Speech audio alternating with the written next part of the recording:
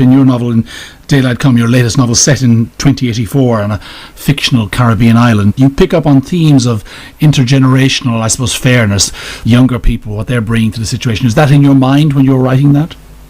Yes, also this idea of taming our desires, of what we regard as an adequate standard of living.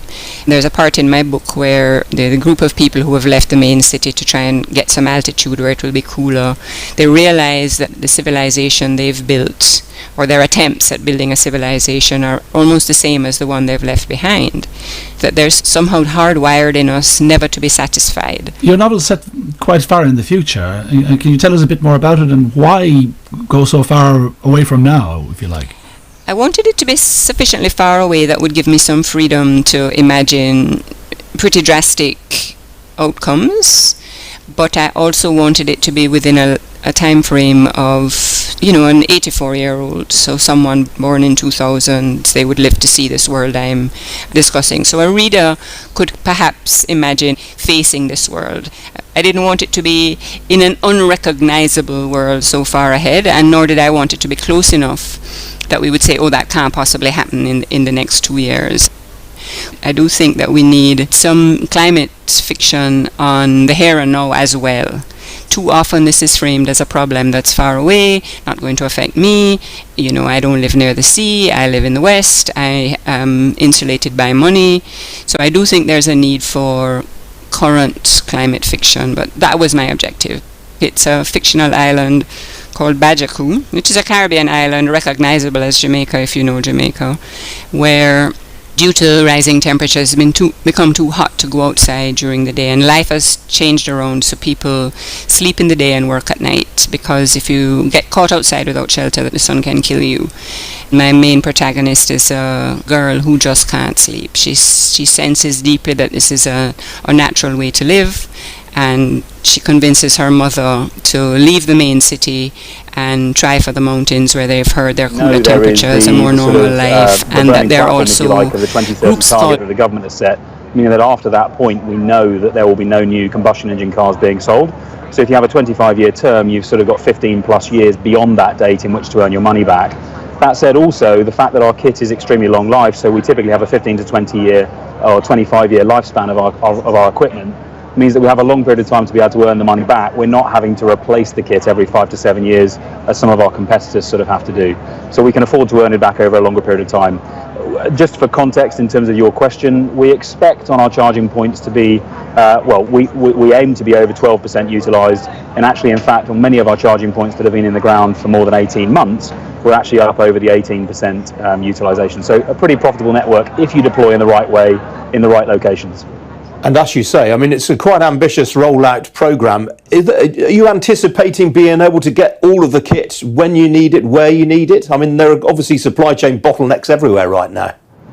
There are. We've spent a lot of time over the last year designing and sort of building flexibility into the charging points themselves, so that we can take different types of sockets if we need to. So sockets were, for example, one of the constraints earlier in the year, so we've built flexibility so that we can take multiple different types of sockets. I think it's worthwhile bearing in mind that this initial 10,000 that we've announced today, and then the 30,000 that we're contracting, it is big. It is transformational in comparison to what's been done before. So pre-pandemic, the largest contracts that we'd seen were up around the 200 charging point mark. So it is transformational, but in the context of large infrastructure, this is very achievable, and the team that we have within the business is expert in this. We also work with a lot of proven infrastructure contractors, so we're not phased by this particularly. I think, again, though, coming back to what we said earlier on, the key thing here is that we're able to bring together private and public finance. That's been the key challenge previously, has been bringing the big capital to bear on this, because you really need to see millions and millions of these charging points being deployed, and that's not necessarily appropriate to be funded through the public purse. All right, Chris Pateman-Jones, good to talk to you this morning. Thanks for joining me. Thank you for having me. Thanks.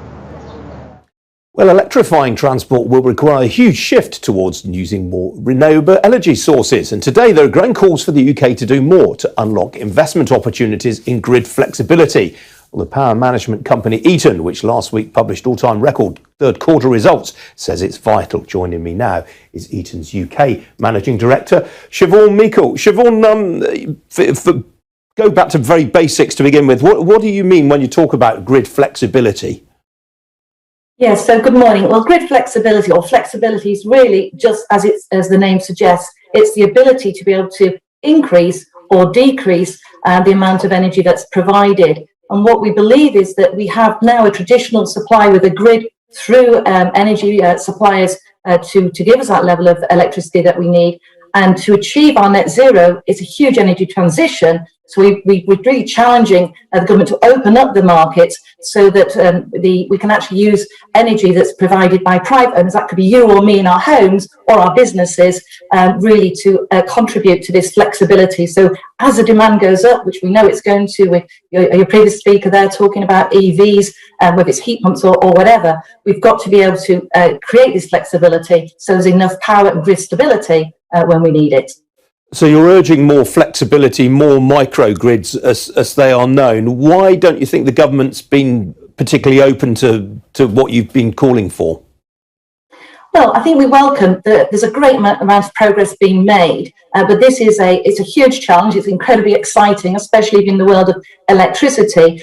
So it's really the scale of it that we're talking about, and we want to sort of open that up. We see examples in other countries, perhaps, where it's a much more open market, where, as I say, you and me, we would call prosumers, we can perhaps generate our own electricity. Our own building can be a grid, buildings as a grid, so we could perhaps have solar or just a battery, which is charged overnight when typically electricity is cheaper and generally more from cleaner sources, and then use that at times when there's higher demand on the grid. So that's really what we mean by creating microgrid, mini grids. We all can be part of this and actually build up this level of flexibility that we want to have for energy transition and net zero. Flexibility is one thing. What about the resilience of the network? I mean, we've seen very recently there are days when the wind doesn't blow and the sun doesn't shine. We've even had to reopen coal-fired power plants recently. I think that's a good question, because it is the concern that many of us have, particularly when you think about wind and solar. We lead the world in terms of wind, and we should be proud of that. But of course, the wind doesn't blow all the time. You don't have the sun all the time. And this is where you really come into the world of having storage facilities, really on the demand side meaning as consumers of that electricity. There's a great example in the Orkneys where, so you've got a lot of wind generation around the islands, but often there's too much wind and there's a risk of curtailment, i.e. it's wasted. So there's a number of assets being put in the homes of the consumers. I think it's 114. So when there's too much wind and it's going to sort of jam up the grid, it can be put into these storage devices and then called back on when needed. So that's where grid stability is a concern with the amount of renewable we're going to have in our mix. But there is the technology. It actually exists now, and it's only going to get better for us to be able to cope with this and provide that resilience that we're going to need. Siobhan, what about the incentives for households and businesses to adopt this technology? Are they right at the moment? Well, we're heading in a good direction. I think that's the important thing. Our mantra is very much, let's make this simple and let's make it pay. Because I think whilst there's lots of great initiatives around, lots of demonstration projects and pilot projects, which we need to scale up, I think our task is really to how do we simplify this? And there will be even more incentives. Almost every day you see something announced which is supporting this, but really how do we simplify that to understand what is best for you and me as householders, or if you're running a business, how do you select the right solution for you to play your part in this and achieve your objectives. All right, Siobhan Meikle, nice talking to you this morning. It's much appreciated. Thank you. Thank you. Well, still to come here on Ian King Live, we'll be taking a look at how global markets are doing this Monday morning. Don't go away.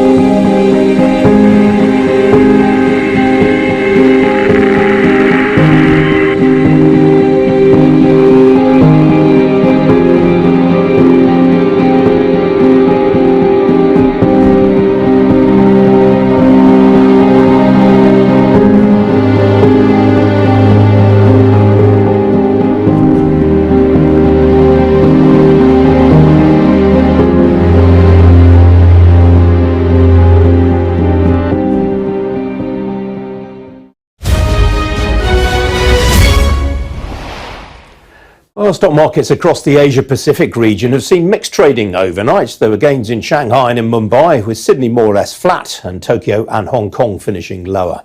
Well, markets in Europe have been pretty somnambulent since the open a couple of hours ago or so. Here's the current picture. Only the CAC 40 in France in positive territory. The rest of them all drifting slightly lower. Talking points include Henkel, the German consumer goods behind Schwarzkopf hair care, and Loctite Unibond and Pritt adhesives. Its shares currently off nearly 5% in Frankfurt, and that's after it warned of higher raw material prices. Well, that appears to have had an impact here in London, with the FTSE 100, where a fall in consumer stocks is weighing on the index. It's slightly lower, as you can see. They're a couple of points off. The hotel and restaurant operator Whitbread and the contract catering group Compass, well, they're among the leading blue chip fallers this morning. I think that's probably on inflation concerns, cost concerns. Among the gainers, AstraZeneca is ahead. That's after US healthcare regulators gave fast track approval to its new gastritis treatment.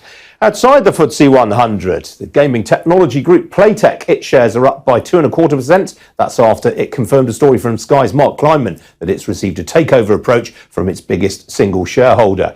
And the bank Investec, its shares ahead by nearly 4.75% right now. That's following a trading update this morning. On the foreign exchange markets, it's pretty quiet ahead of a number of keynote speeches from policymakers at the US Federal Reserve. Later on today, the pound is very slightly lower against both the US dollar and the euro. One asset price that is higher this morning, however, is oil. That's after Saudi Arabia hiked prices for its Asian customers of its flagship crude product. The move is being seen as bullish for the market. A barrel of Brent crude right now, $83.54 a barrel. That is up very nearly 1%. Well, joining me now is Catherine Young. She's Investment Director at Fidelity International. Catherine, very good to see you this morning. Big event coming up in your part of the world this week. It's Singles Day on Thursday. You better explain for the uninitiated what that is. Yes, so historically this is a massive 24-hour shopping spree originally developed by Alibaba. Although this year, key things to watch out for is really the health, not just of the consumer, but indeed the health of the overall Chinese economy. So, these days you're not seeing stock prices move as much as they used to on the back of Singles Day, or what we call Double 11. But again, it's just looking for those indicators of how we're seeing domestic demand.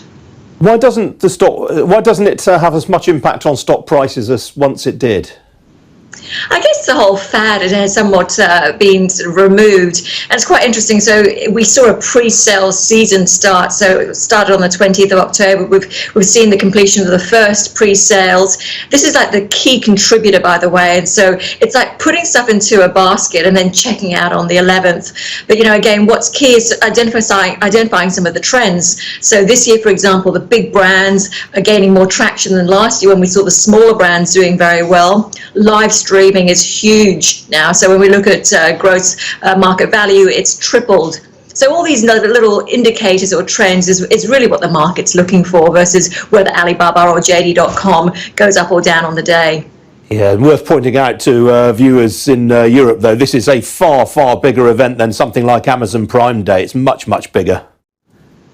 It is indeed, and it's actually quite exciting. And to be honest, I've got some in my basket ready to check out as well. But the logistics is quite interesting this time around because we have seen the power shortages in China.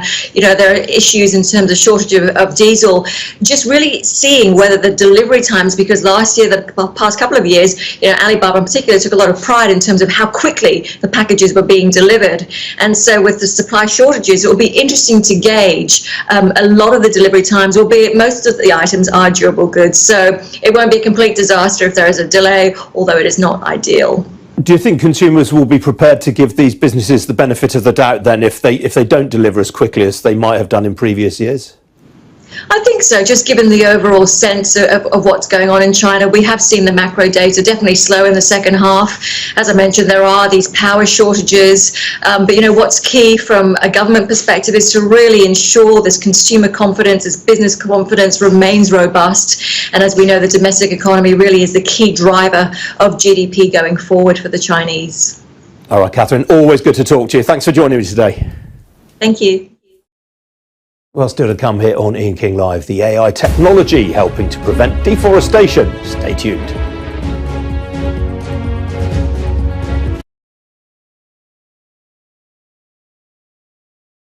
or any size of land that you will need. With My Africa Property, lands are available in Prampram, Sopoli, Tohenia, Ogome, Dodova, Winneba, and many other locations at affordable prices. These locations are about an hour away from the airport, only 35 minutes from the motorway, 10 minutes drive from Central University College, 10 minutes drive to the beach, and close to Prampram Senior High School and Ghana Men's Soccer Center of Excellence. For more details, visit our website www.myafricaproperty.com or call our UK office on 0208 123 2523. For our US and Canada offices, call us on +1 585 184 994145. You can also email us at ghana@myafricaproperty.com. Tune in to On Point here on Star Radio UK with Empress Regina every Monday at 5 p.m. GMT. Looking forward to your company. Hi guys, this is your friend Uruj from SendWave. SendWave is a money transfer app that is used by people all over the world to send money to their loved ones in Africa. With SendWave, you can send money to Ghana, Nigeria, Kenya, Uganda, and Tanzania. And the best part is, SendWave is absolutely commission free. Our exchange rates are excellent. You can see for yourself by checking them out on our website. So how do you use SendWave? SendWave is an app that you can download onto your phone from the App Store or Google Play Store. The app is free to download. After downloading it, just open the app and enter your name, email, and phone number. That's it. You're good to go. Make sure you use the promo code SR. S for Star, R for Radio. This promo code will give you £5 free credit to send to Africa on your first transaction. Your money will be delivered to your recipient within seconds. Feel free to call me on 0749 7377 647 at any time. I'll be happy to tell you all about SendWave and help you in any way I can. Remember to use the promo code SR for £5 free credit. Medasse. Hi everyone, it's your girl BB Clement, the author of How to Go From Employee to Entrepreneur and the host of your weekly business show, BB Means Business, the show where we discuss everything you ever wanted to know about business but you were afraid to ask. How do I start my business? How do I raise the finance? How do I grow my business? Where am I going to find my customers? Join me every Tuesday at 1:30 p.m. on Star Radio UK to get all the information and tips that you need to become a successful entrepreneur and become financially free. Remember, don't let life dictate to you. Rather, put your signature on life. Check me out. He tells me my energy is making him tired. Yes! How do you get the energy to do I've been told that I have a lot of energy, but my goodness, I think today I have met my match, people. I have met my match, Miss Suzanne. Wow, amazing. One of the things that's the start of the darkness. Of darkness. So what did that? Myself and the world in just. And 2019. Forget the proverbial boardroom. Join me, Simone Frazier, on the CEO, the program that gives you the driving seat over your life. Every Tuesday, 8 p.m. only on Star Radio. Hello, lovely listeners. Tune in to the renewed show with Charlotte. Make it a date to listen to me this and every Thursday at 5 p.m. on Star Radio UK. Tune in to an hour of power, an hour of encouragement, an hour to inspire you to stay positive and strong in this season. See you there and listen.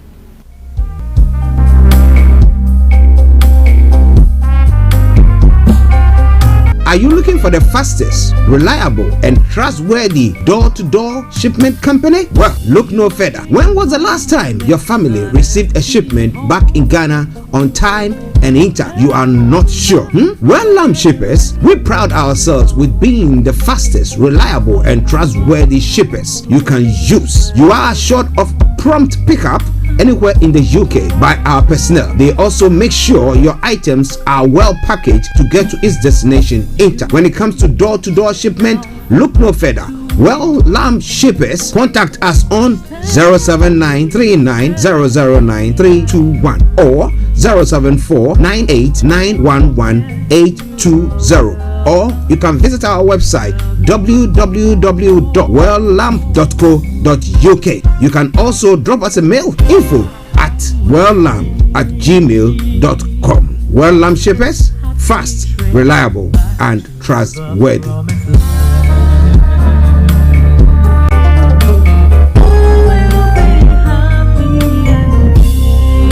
Getting onto the property ladder has never been easy until now. Join us this and every Thursday from 7 p.m. to 8:30 p.m. live on the Property Hour Show on Starr Radio UK, where we talk to mortgage brokers, property developers, estate agents, landlord, tenant, property consultants on how to invest or get into the property business and make money. You can't afford to miss this. The Property Hour Show is your best source into the property industry.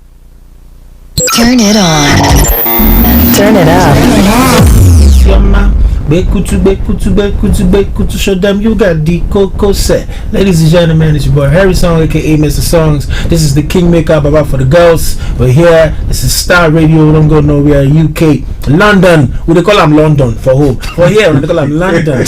And I sabi you know, just have fun and stay blessed. The best radio show. Broadcasting worldwide, online 24/7. Around the world. In your car. At work. At home. On your smartphone. This is Starr Radio UK. Are you ready to turn it up?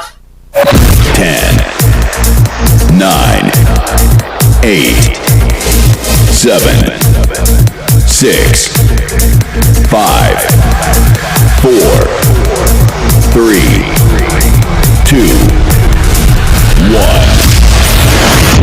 Birds flying high, you know how I feel. Sun in the sky, you know how I feel. Breeze drifting on by, you know how I feel. It's a new dawn, it's a new day, it's a new life for me. And I'm feeling good. Hey there, this is Archie.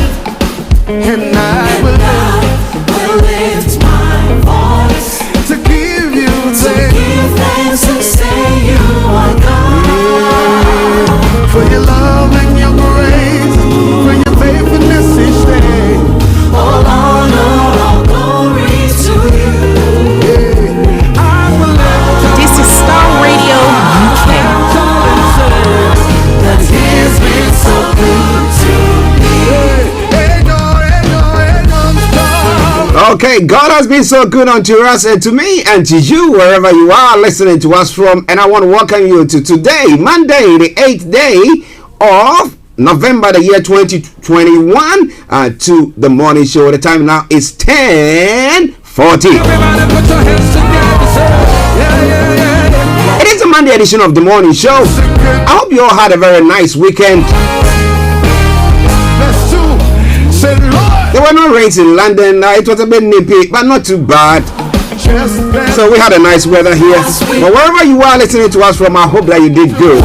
Also, Francis Omega Namani, I hope you had a very nice time in Enugu State. He says, good morning, Star Radio UK crew, and happy week to every one of you. Happy week to you also.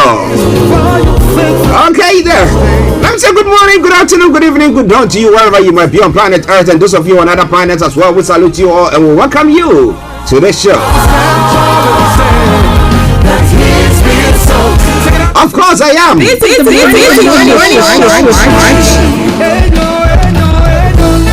me say morning to my colleagues, Mr. Frank Davis, Mr. Olayomi, HRH Linda Pallien, all the way in Cyprus.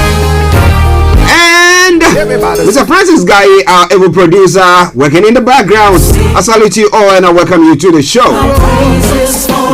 A special good morning all goes all the way to Aberdeen, where we have Felix Kododi in South London. Mr. Malik Dramani Mahama, Captain Felix Tete, Reverend Michael Esiama, and Minister Emmanuel Agleke. Good morning to you. My listeners in the US, those of you in Europe, in Asia, in Australia, on the African continent, especially those of you in Nigeria, in Ghana, in Uganda, South Africa. Hey, Mr. Ebenezer Hamo and Chantel. Hope you guys are doing well there. Massive good morning to you all. It is Starr Radio UK, your favorite African and Caribbean radio station in London. So let me say to all and sundry, welcome to the show. All protocol observed.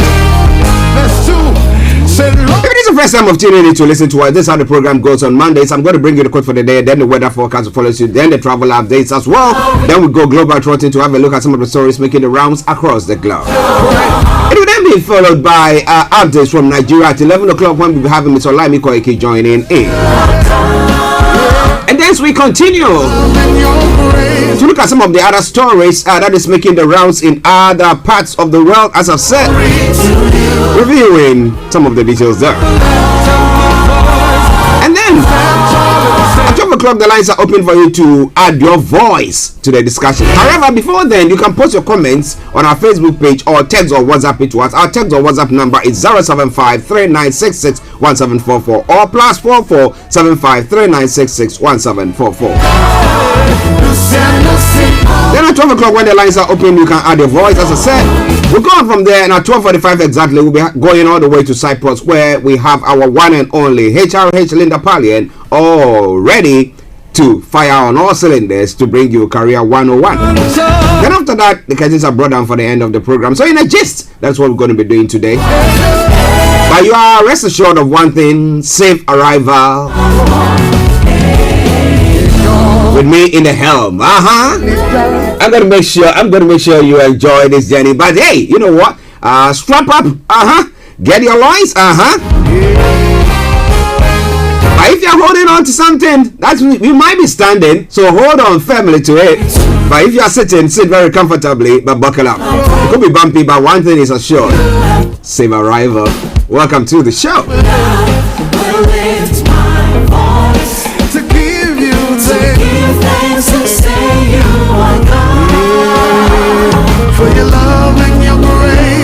Okay, so now let's move on to the quote of the day. It says, difficulties that seem like giant obstacles to you are pebbles to God. His power can toss them aside with far less effort than will take you to go over or around them. So I would say, keep on putting your trust in God. Some way, somehow. If He has promised, for sure, be rest assured, it will come to pass. Welcome once again to the show. Playing in the background, something from Joe Metzel and the Better Revival Choir. One of the songs that I've fallen in love so greatly with. Enyo, meaning He is good. Who is good? God is good. Okay, so now moving on to the weather front. What has the weather got in store for us here in London and the southeast of England today? I'm going to be seeing some dry and bright start to the afternoon. Now, cloud will gradually tend to build in from the west. However, it should remain dry throughout. And tonight will remain overcast, but it will continue to be dry. There is a slight chance of an odd spot of light, rain, or drizzle expected as well. That aside, the temperature is going to be 12 degrees, the lower is going to be 10 degrees. UV level is going to be low, pollution is going to be low. Sunset 16:22, sunrise for tomorrow morning 07:06 hours. That brings us to the end of the weather forecast for you. It is Star Radio UK. It is your favorite African and Caribbean radio station in London. 10:45 the time. Let me bring you the travel updates. Don't you worry, the music can make sure that you have the full version once we are back on. But let's take this commercial break and then we come to the travel updates. Tune in to On Point here on Star Radio UK with Empress Regina every Monday at 5 p.m. GMT. Looking forward to your company. Check it out.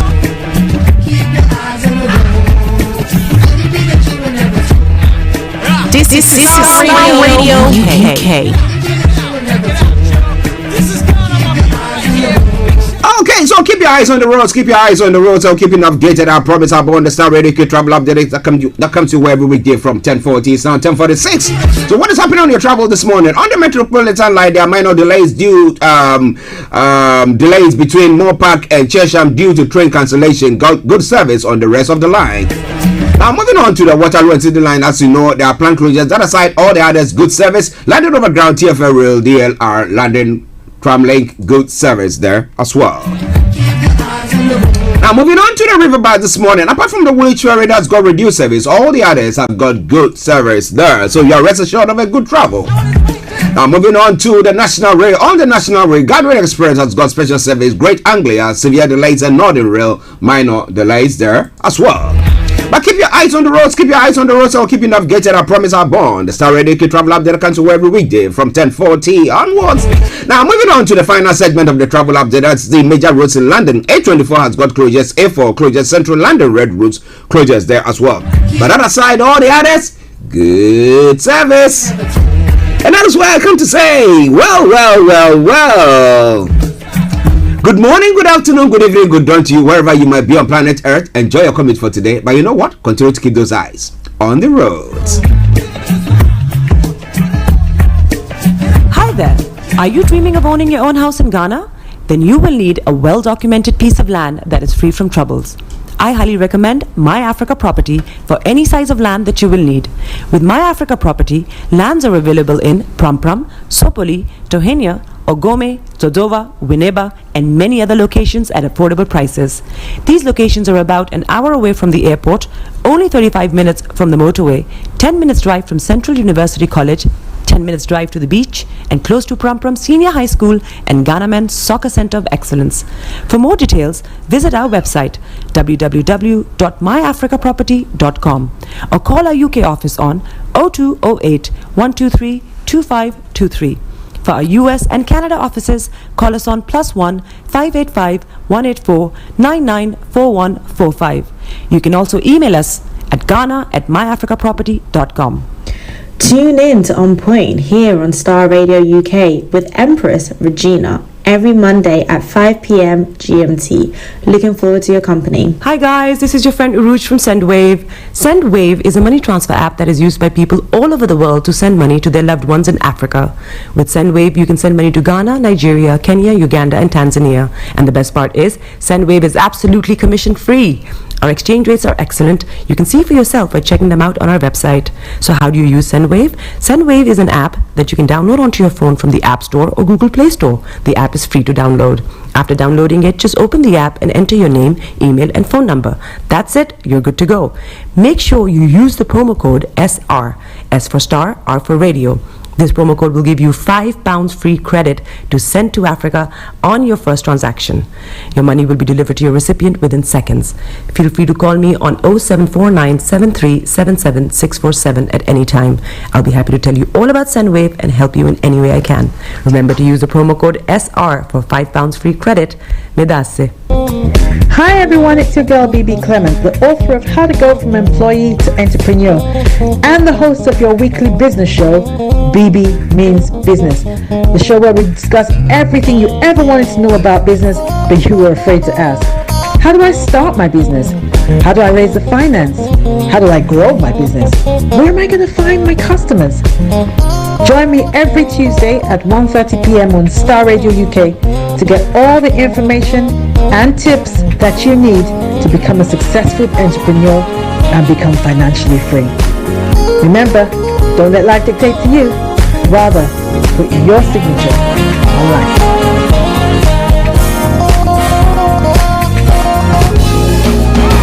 Everybody put your hands together. If you know he's been good, let your hands and say, you were good, Lord, yeah. In your car, at home, on your smartphone. Everybody say, Lord. Welcome back to the program. It is Starr Radio UK. It is your favorite African and Caribbean radio station in London now. Bring the time to 10:51. And it's time for Global Trotting. So wherever you are,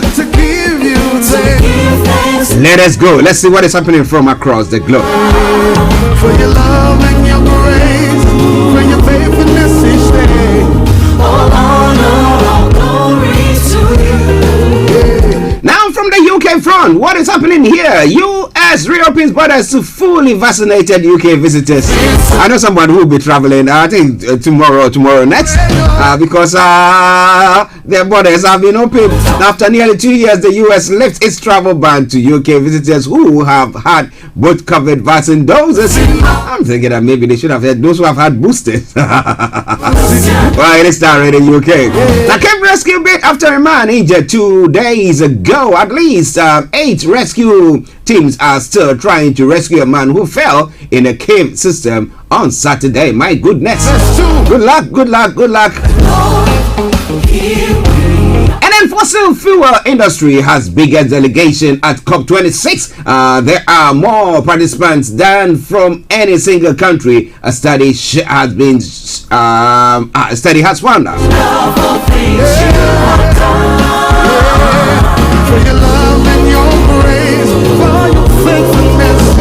One sad story. Terminally ill people are dying before benefits are paid. Now around 100 people who were denied fast-track disability benefits died while challenging the decision. That's a bad one. That is a bad one. I hope the authorities see to address that. Well, somebody will tell you that if it's all straightforward, we will not be facing anything of the sort. But because it's not straightforward, that's why they seem to be having those challenges. Well, the Parliament, wise to review MP's consultant job, says Minister Anne-Marie Trevelyan backs calls for second job to be re-examined after a row over Owen Patterson. I know that this afternoon Parliament will be sitting to look into that issue again as to whether the government move at a time to call for a debate and a vote. It was all wrong. I mean, government has done a U-turn on that. However, you think that this government has been one that protects its cronies, whether they do anything right or wrong. If they think that you've wrong, they have to find ways and means to to make the law work in your favor, so they can enact a law to help you out. Well, what do you think about all that is happening right here in the UK as well?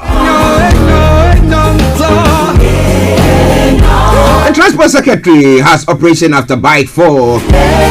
It fell from a bike and he's had an off. We wish him a speedy recovery there. Why in Northern Ireland, a bus had been hijacked and set on fire by a gang of men. Why? I'm going to give you more on that. Unrest that is looming its head once again in Northern Ireland. There's all stories making the rounds here in the UK. And moving on to other parts of the world, Afghans facing hell on earth as winter looms. Now, the World Food Program says 23 million people are marching towards starvation in the country. Now, what is the Taliban doing? Is it not going to distribute food to them? Is it not going to be encouraging people to go farming and doing all that stuff and giving them the protection that they need? Well, somebody tell you that when it gets to winter, you cannot do much of farming there. But what do you think? Star Radio UK.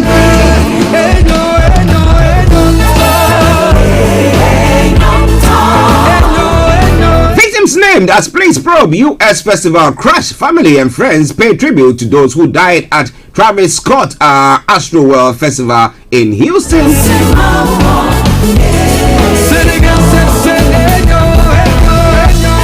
Well, Twitter pool has called on Musk, that's Elon Musk, to sell 10% of Tesla's stake. The Tesla boss had promised to honor the outcome of the pool, whichever way it went. So is he going to sell his 10% stake in there? No, he's going to sell 10% of his stake. Yeah. And can the US deal with a shortage of 80,000 trackers? Well, so it looks like the tracker issue, the shortage of trackers has not been only peculiar to the UK, but like they said, as the experts were saying, it's across the globe. The chronic lack of lorry drivers in the US is adding to supply chain woes and could get worse. Are you going to see some Christmas? I mean, that's why I was telling people that if you really want to get some gifts for your families or your friends and loved ones, you better act now to forestall any delays. And the US court has halted Biden's vaccine mandate for companies. An appeal court blocks the administration's plan to drive vaccination at larger businesses. Well, we've been saying this all the time. I want to see who will be taking on the care industry here in the UK. But they're saying that, well, getting to a point where if you are not vaccinated, they will not allow you to work in that sector. Somebody say, it's my prerogative. And Job Churcher wins New York City Marathon. Kenya's Perez Job Churcher won the women's race at the New York City Marathon as compatriot Albert Career claimed the men's title. A U.S. Navy launches ship named Gay Rights Leader. The USNS Harvey Milk is one of 6 new ships named after famous civil rights leader. It is Star Radio UK. It is your favorite African and Caribbean radio station in London.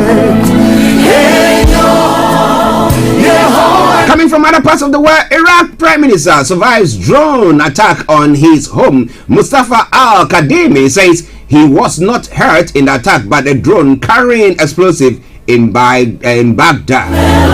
Let your voice one more time.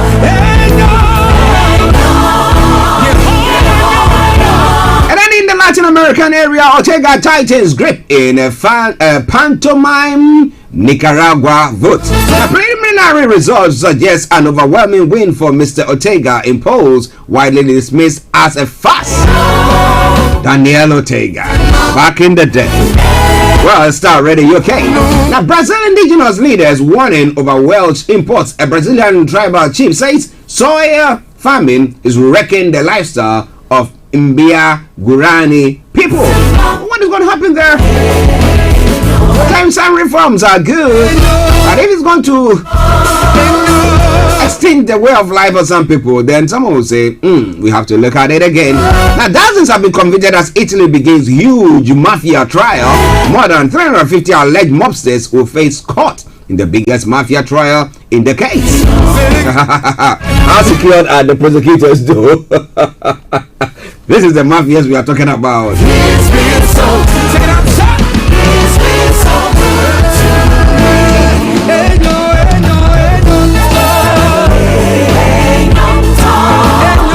In Spain, fleeing passengers shut down busy Spanish airport. Palma de Mallorca airport closes for 4 hours after 21 people ran from a plane across the tarmac.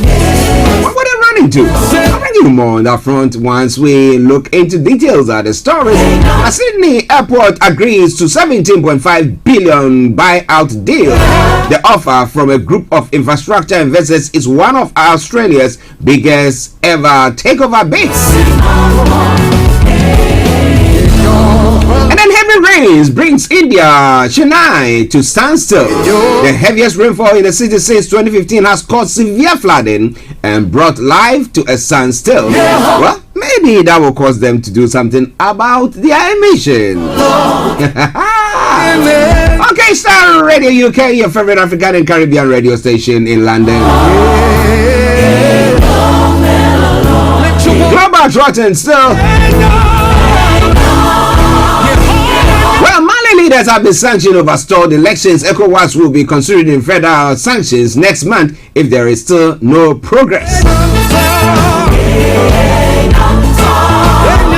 Well, and a very sad story that happened in Sierra Leone.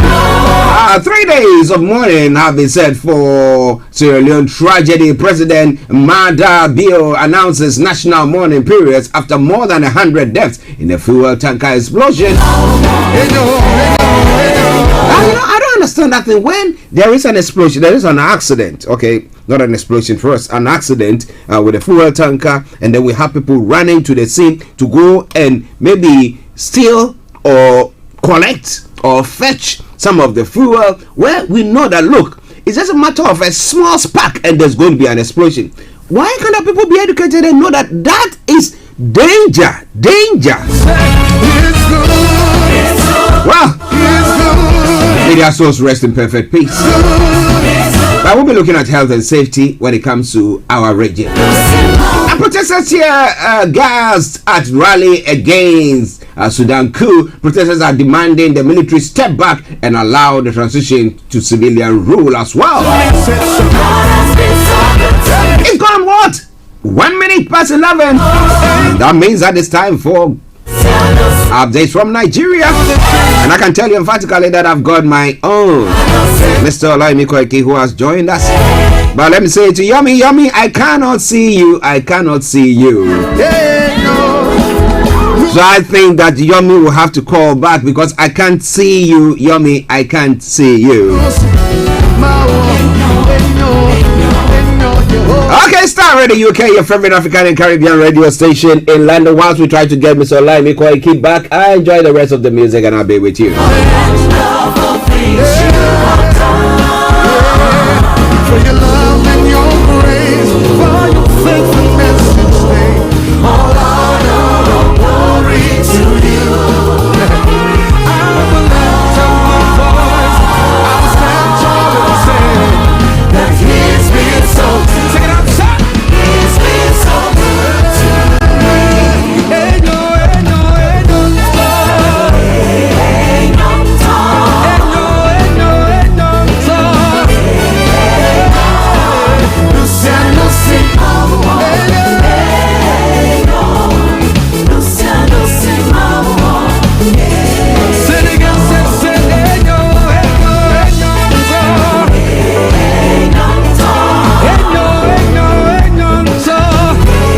Listen to Starr Radio UK, your favorite African and Caribbean radio station in London.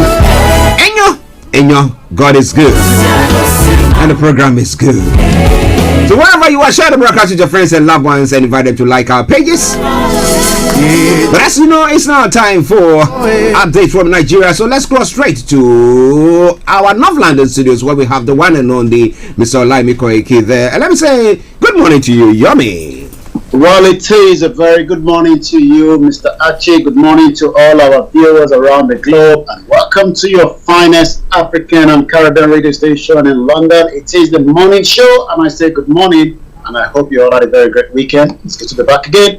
After a couple of days away, it's good to be back. Yes, it's good to have you back. It's good to have you back, sir. I hope you are doing good, and the family are doing good as well. Very good. Great. Okay, let's crack on. What has been the most or the topmost story in Niger? Well, quite a lot is happening in Nigeria as I speak to you. Quite a lot is happening that has happened over the weekend. The Anambra election finally, after all the synergy and all the conversation, eventually was held. And as I speak to you right now, INEC declares Anambra governorship election as an inconclusive because of two local governments that we know have not yet finalized out of the 21 local government that we have. So that is coming from part of the headline. I'll be giving more, but like I said, it's been a very busy weekend. Also, ISIS have now finally arrived in Nigeria. As the headline have it, according to what we have here, it says more than 200 ISIS terrorists have now arrived into Nigeria from Libya and Syria for a fresh attack that is going to be happening in 3 communities in Borno State. So the headline says, ISIS machinery arrived in Nigeria, plan attacks on 3 Borno communities. That is also coming from the headline, this morning as well. So let me just quickly say as well that over 41 people have now died of the situation of the Ikoyi house that collapsed last week. 41 innocent lives have gone, and we can only pray as well. But it's not just that alone. The drama also says the wife of the owner of that project has arrived in Nigeria, and it seems there's already tussle between the wife and likewise the family as well, because that is also playing out as we speak right now. So the wife has arrived in Nigeria, and it doesn't look well between the wife and also the family of the late Osibono that died, because there's a tussle between the wife and likewise the family as well. So quite a lot is happening in Nigeria, but for now, let's come back again to you in the studio. It is still Starr Radio UK. It is your finest African and Caribbean radio station in London. Yes, listeners, Mr. Olayomi Koiki in our North London studios bringing you updates from Nigeria. Let's take the election that took place over the weekend. I mean, we were looking at it that, because of the IPOB's instruction to the voters or the community in Anambra, participation was going to be low. Now, what was the participation like? Well, you're quite right. The participation is about almost 2.5 million people that are, registered to vote in Anambra State. But that number was not what, eventually happened on Saturday with the fear of the sit-down at home. Even at the last minute that IPOB cancelled the sit-at-home, most of the Anambra still end up not coming out, for that election, for the fear of whatever might happen. We know that there's about almost 40,000 security personnel are still in Anambra State, even though video of some of the police officers has surfaced that have not been paid and given a proper accommodation since they've arrived in Anambra for like almost a week. So that is also something happening as well. But the most important thing is, the last 4 years, there was about 20% of people that, participated in that particular election.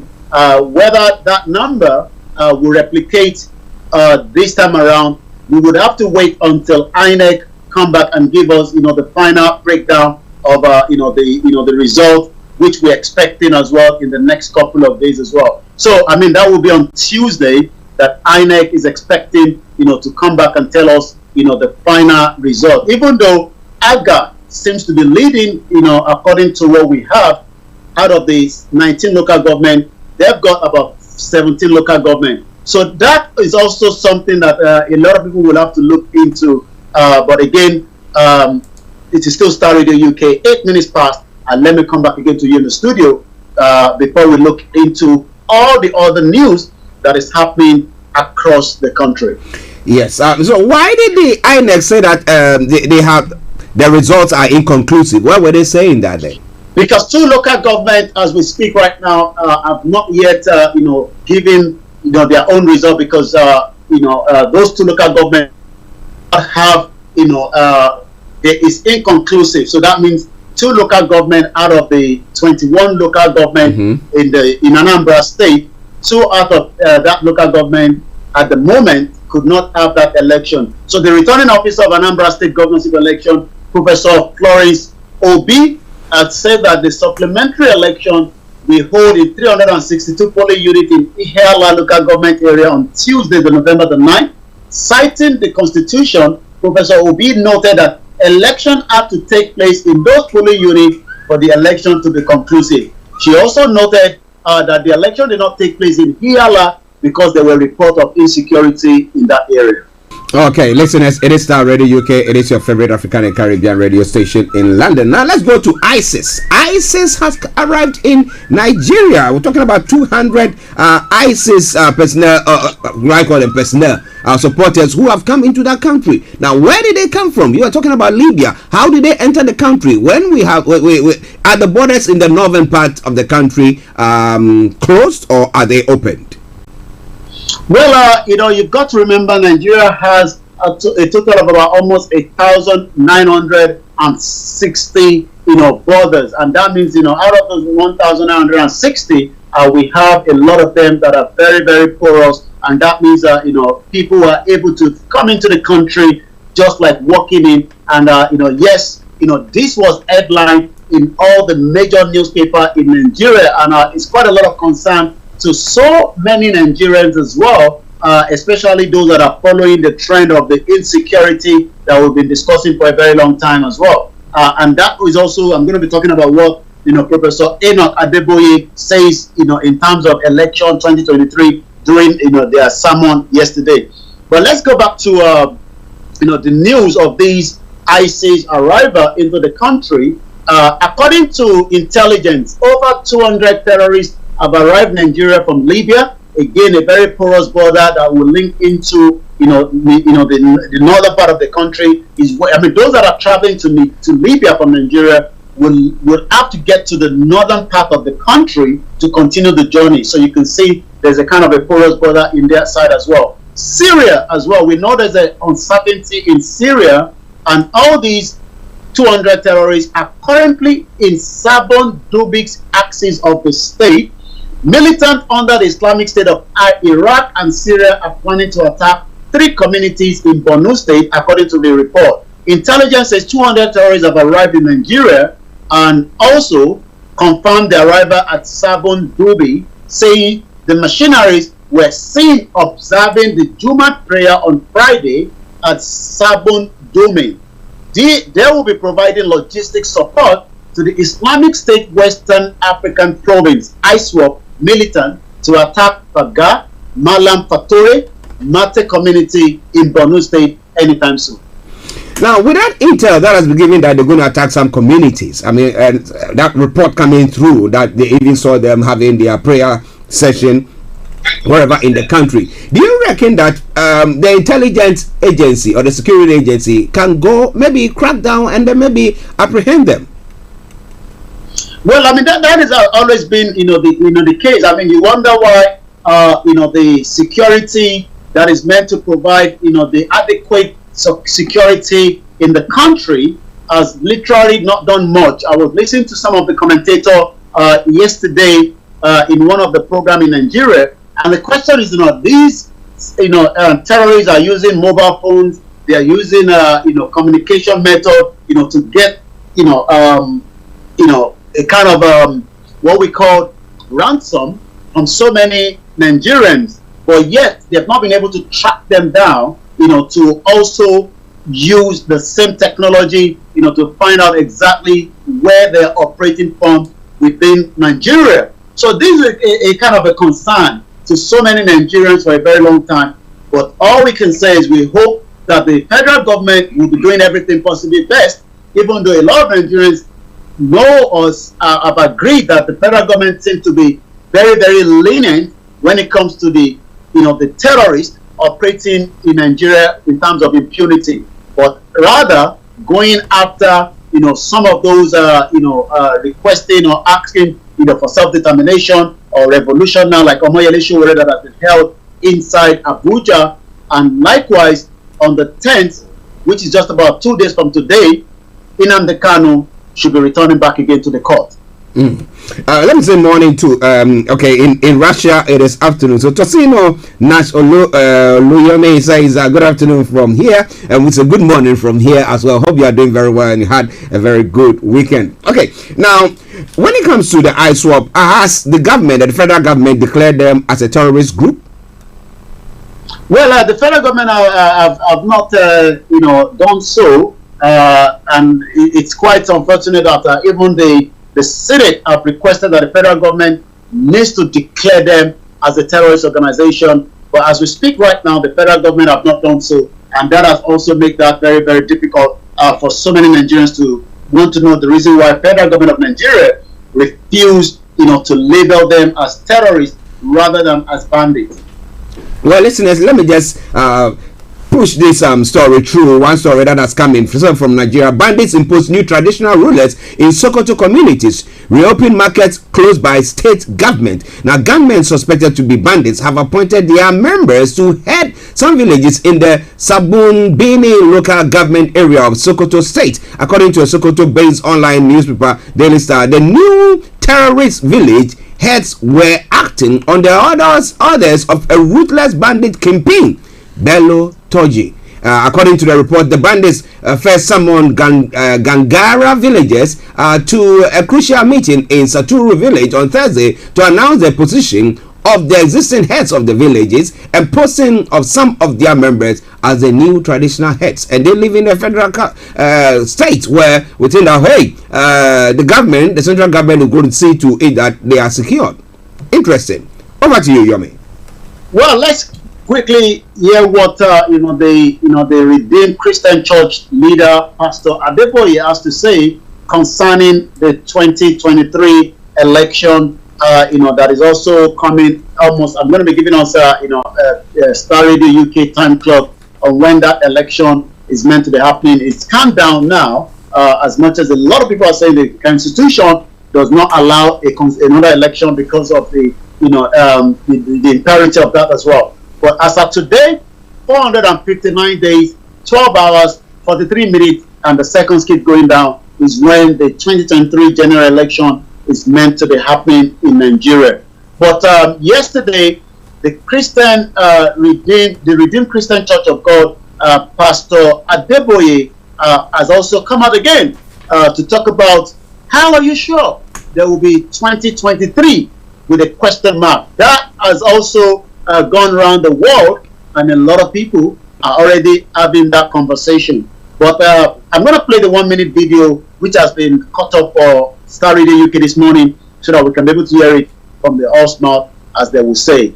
Again, this was yesterday, 7th of November, when Pastor Adeboye was addressing his congregation at the headquarters in the church.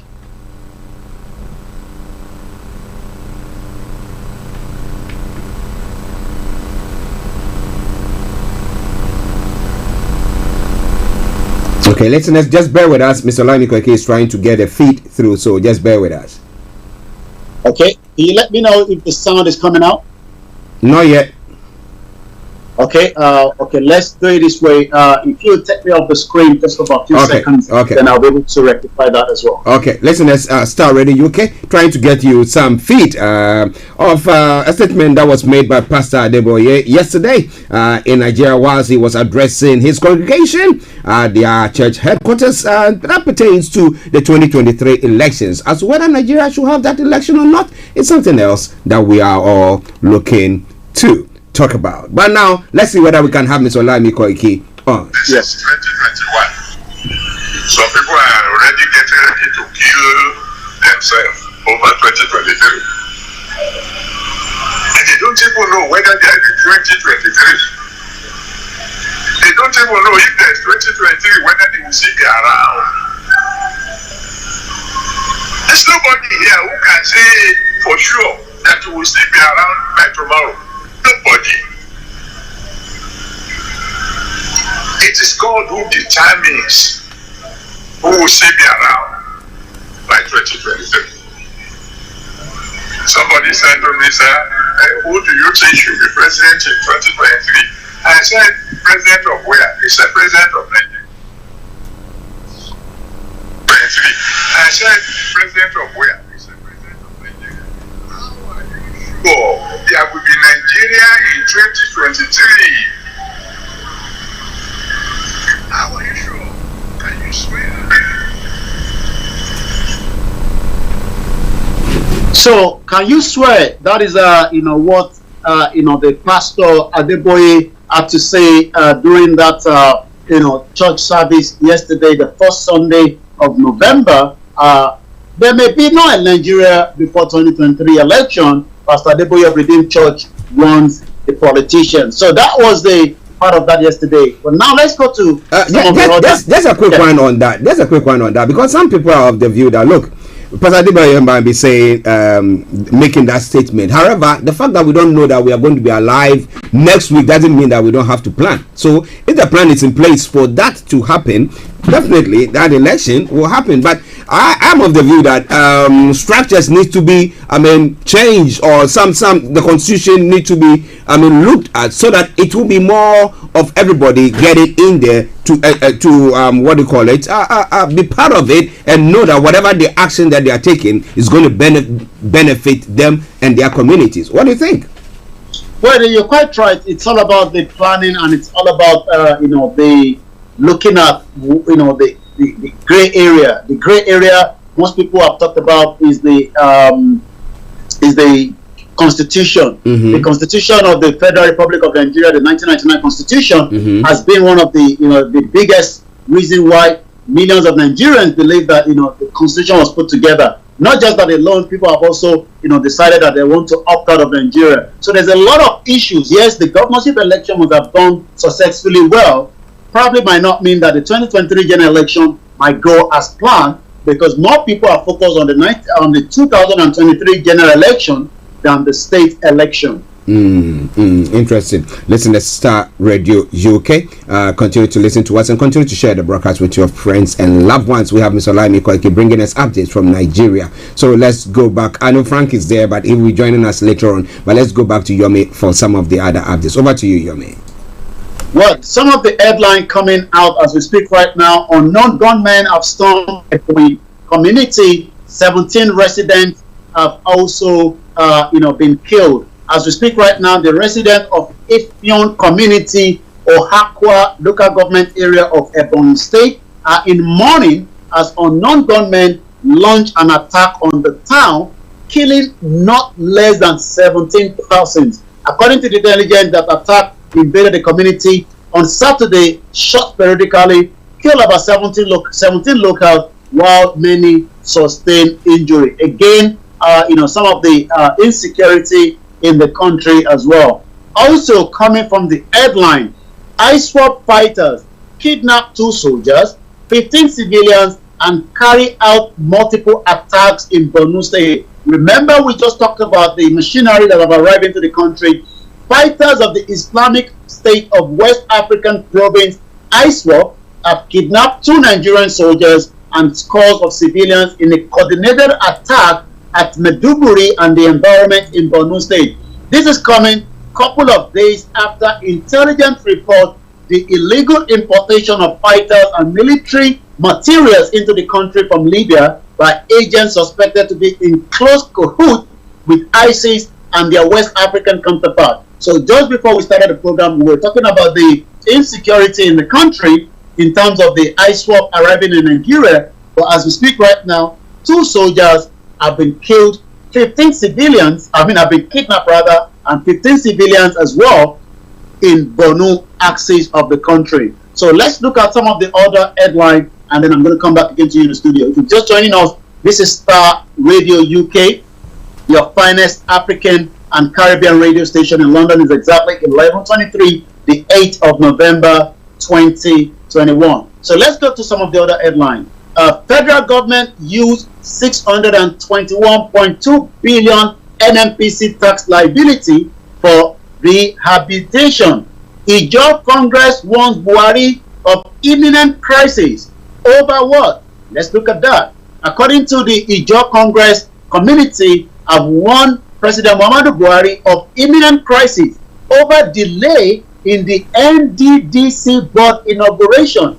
What do we understand by NDDC? The Ijaw National Congress has called on the federal government of Nigeria to take urgent steps to address the growing agitations in Niger Delta, especially the continued delay of inauguration of a substantive board of the NDDC, which it says is an implicable aberration that defies logical reason and is infuriating the region. The president of that community, Benjamin Okaba, in a statement in Yunagwa in Bayelsa State on Saturday, said timely intervention of President Muhammadu Buhari would dose the growing tension in the region. And as a lot of Nigerians, we do know that that particular NDDC has always been, one particular area that a lot of questions have been asked, in terms of, putting back to the community. So NDDC, as we know,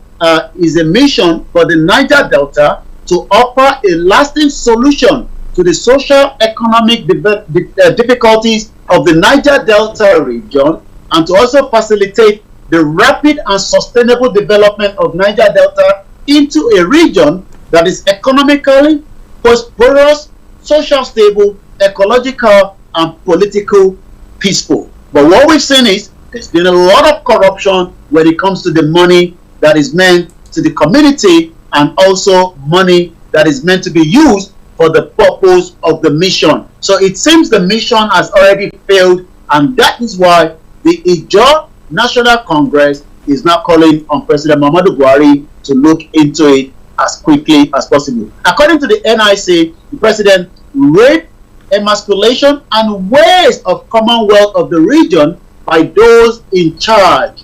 With it is efficient use, the abuse of proprietary self-enrichment of the selected few to the detriment of the regional development, and also the exercise of forensic audit that is rumored to be clocked in so much shame. So much money has been invested, but the result doesn't seem to be coming as well. So we're going to go straight to what is happening in politics, and then business, then I'll come back again to you. As like I said, the election is coming. Some of the key players are already also putting out all the information. Kwara leads 20 other APC states in development, according to report. APC tackle Tambua over 28 billion fresh loan request. Anambra election, jubilation in Solodu's out as Agda leads with about 99,000 votes. That is coming as well. Also, in the business this morning on Starr Radio UK Morning Show, as we continue to review what is happening in business for a lot of Nigerians. Federal government moves to boost work ministry staff welfare. 100 for 100 policy. The Central Bank of Nigeria fixed 5 billion naira maximum loan limit. Insurance professional urge operator to embrace digitalization.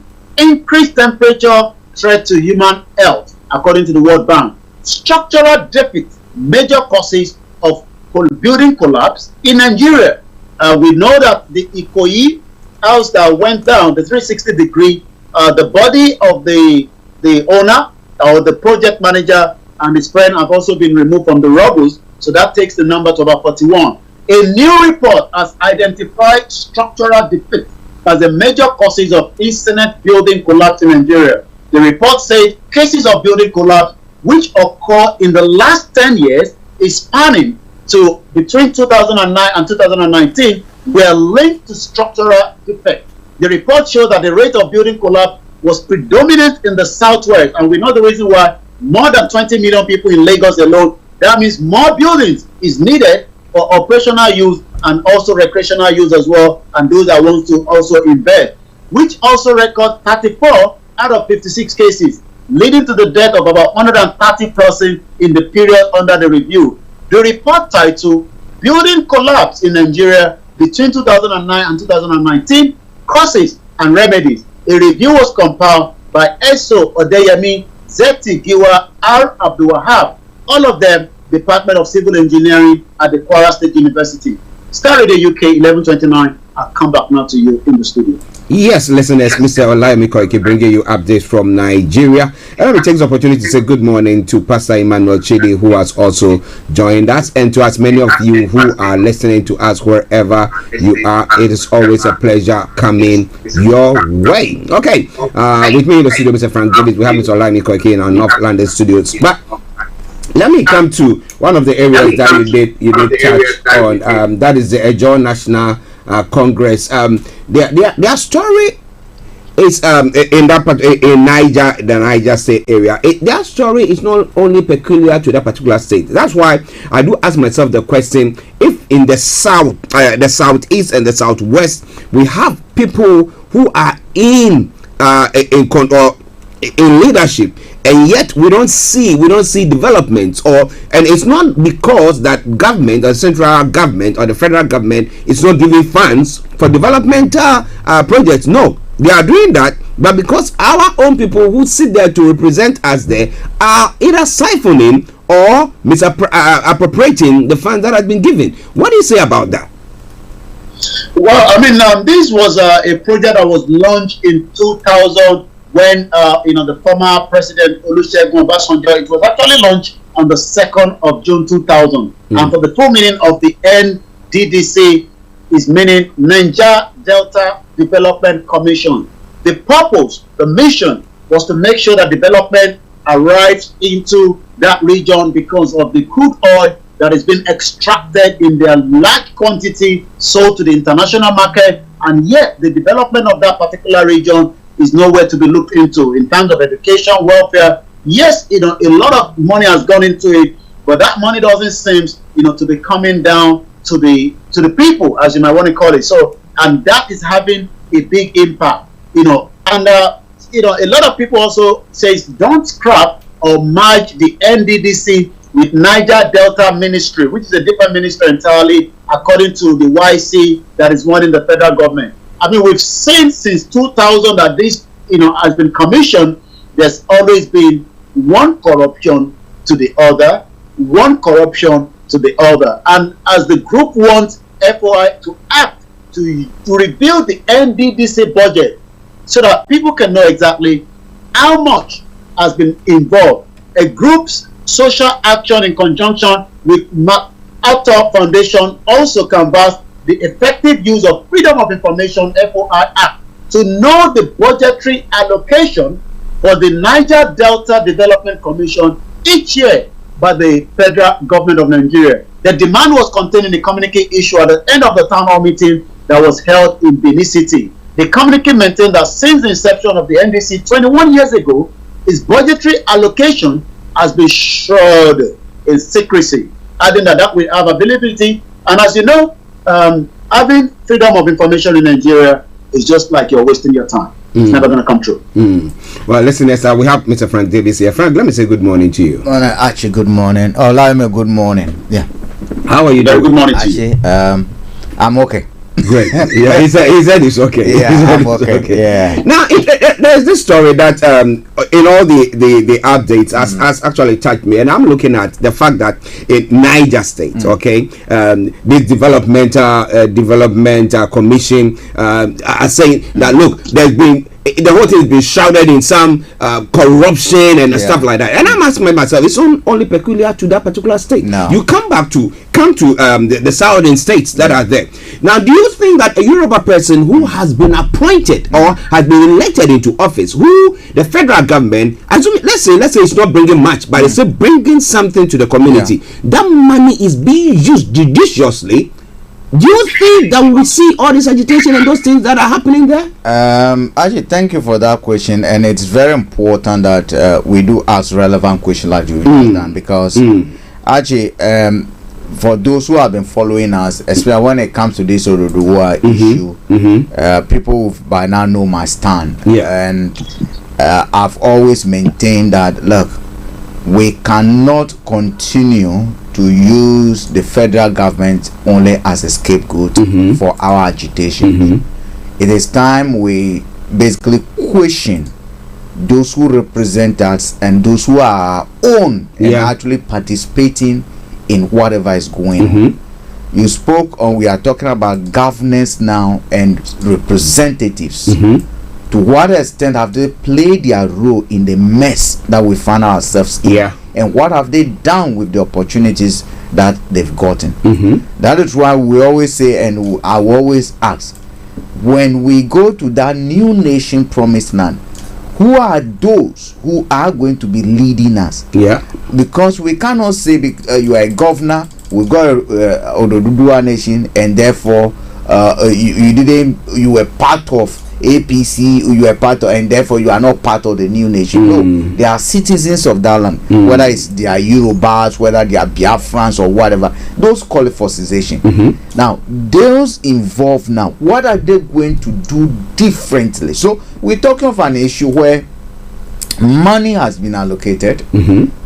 Governors and state authorities cannot properly account for even the little that has been given to them. Yeah, these are the same people who, when and if we are able to have our nation who come parading themselves with a long CVs, including attempted senators that they've served, they've done this thing, they've been to the consultancy, and therefore, let's appoint him to lead this. And we're bringing again the same problems that we find ourselves in now. Because look, the problems we do have in Nigerians today did not start only with the coming force of in the office of Buhari. No, there are people who have been in government, there are people who have governed our areas for this world, the governors, the senators, and whatever you call it, the local representatives, who are siphoning money.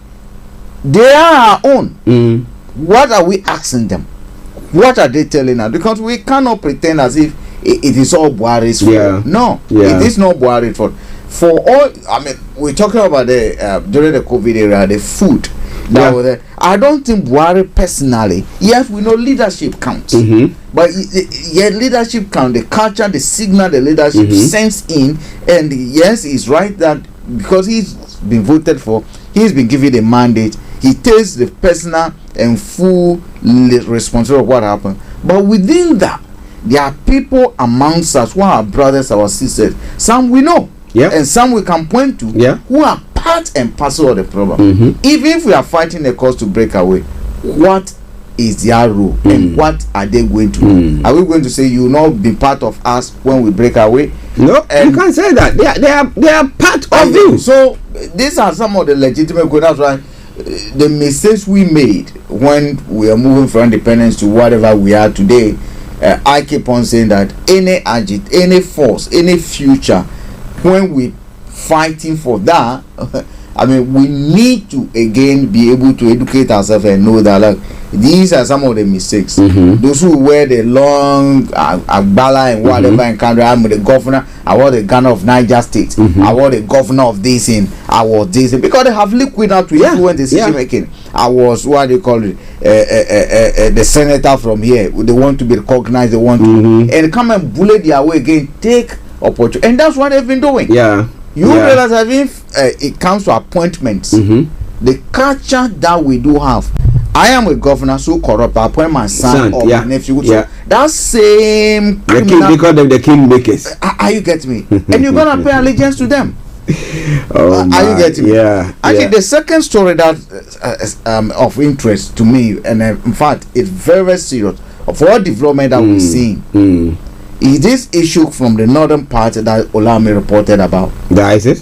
That some bandits have gone taking control over certain villages. That is very, very serious. Look, for those who do not know what Afghan looks today or the beginning of Afghan, actually, Afghanistan descended into a civil war between the 1978 all the way to 1992. Now, after that war, the government that came into power failed, apart from the Kabul, to be able to install civil order in all parts of the country, similar to what we see. There has been no civil war in Nigeria, but we now seeing a failure on the government of Nigeria to install a civil order in Nigeria. That's the picture. In 1994, Afghan, what they call it, the so-called Taliban, is a group of students. It started as a group of students who thought that, look, the central government it's not performing the way they're supposed to. The end of the civil war marked the collapse of the communist administration. And then the Soviet also departed. So there was a vacuum. Both security, governor, administration, there was a complete vacuum. Then these students started educating people. That's how the ideology. In fact, Taliban is about students. educating people about the hard line. Sooner or later, they found safe haven Kandahar areas and other thing. Then started working, taking control certain tribal areas, governing those areas, distilling the tribal thing, installing their own a kind of milkshake administration. And because the central government could not provide both security and everything for the citizens, they found solace in those who can provide with security, a bit of, and they established a school, kind of Islamic Science Institute. That is how it started. That is how Taliban started from 1994, and we know what happened after 2000, and we know what it is today. What we are seeing in Nigeria, that is the exact way Taliban started, taking control of small villages, controlling them. That is how it started. If government wants to do anything in Nigeria now, they have to go hard on this group. Forget about the visible Dododua people. Forget about the IPOP who are visible, making their demonstrations, saying they want their own nation, and go after those who have basically illegally taking control and administration of these small villages. Because one village, two villages, three villages, that is how the country will decide. Because they are forming an enclave, and very soon they will declare those areas as caliphate. The moment it's declared as caliphate, that is it gone. Well, listeners, Star Radio UK, Mr. Frank Davis for you. Now, Yomi, let's come to, I don't know whether you want to comment on the statement that Frank made. No, I think Frank has already said, the analysis there was, just as brilliant as, I think, he has said more, the fact, the government has actually failed, and the civil unrest in Nigeria, whether we agree to that or not, the government turned around it, but there's already civil, disobedience. Just just last week as well, more than 3 vehicles full of, Fulani militias were coming into those states. 2 of them escaped. One was apprehended, and when you look at some of these weapons, they were found in some of their hidden bags of, food materials. You would then be asking yourself, there's a big problem ahead as well. Well, a big problem ahead as well. Let me say, Taiwo Kike Fasami, good afternoon. He says, good afternoon. Good afternoon to you, sir. Hope you are doing very, very well. But let's come to this final one that I have here. That is the Ikoyi disaster that has happened. And you are talking about the fact that the owners, the diseased owner's wife has arrived in the country, and the family, there's been some banter there. What exactly is happening on that front? Well, you're quite right. The wife arrived from the US, and already they're fighting over some of the properties of the deceased, even though he's still lying in the mortuary in Lagos somewhere there.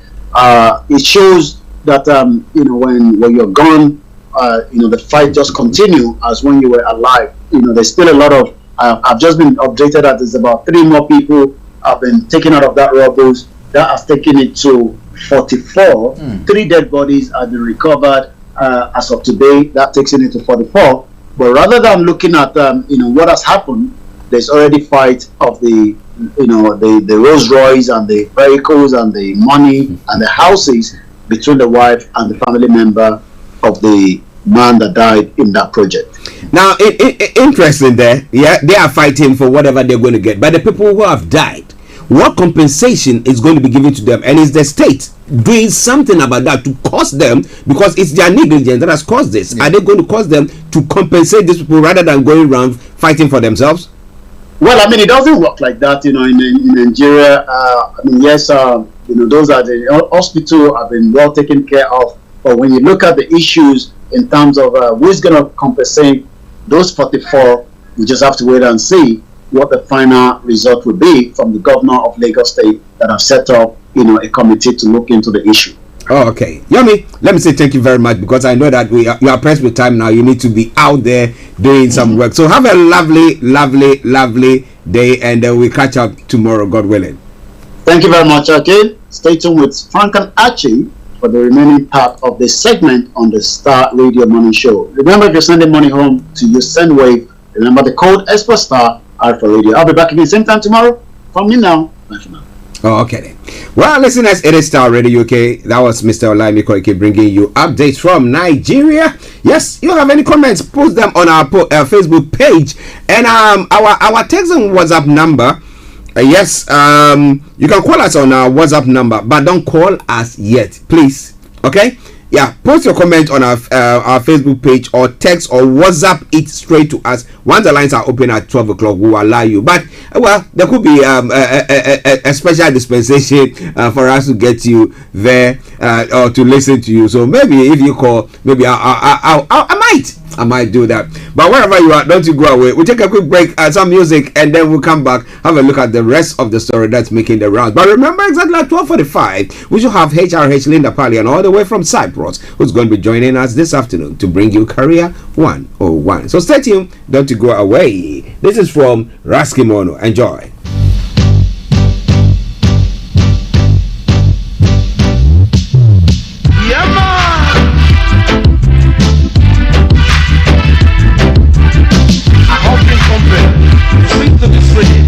After seeing all of one in Africa.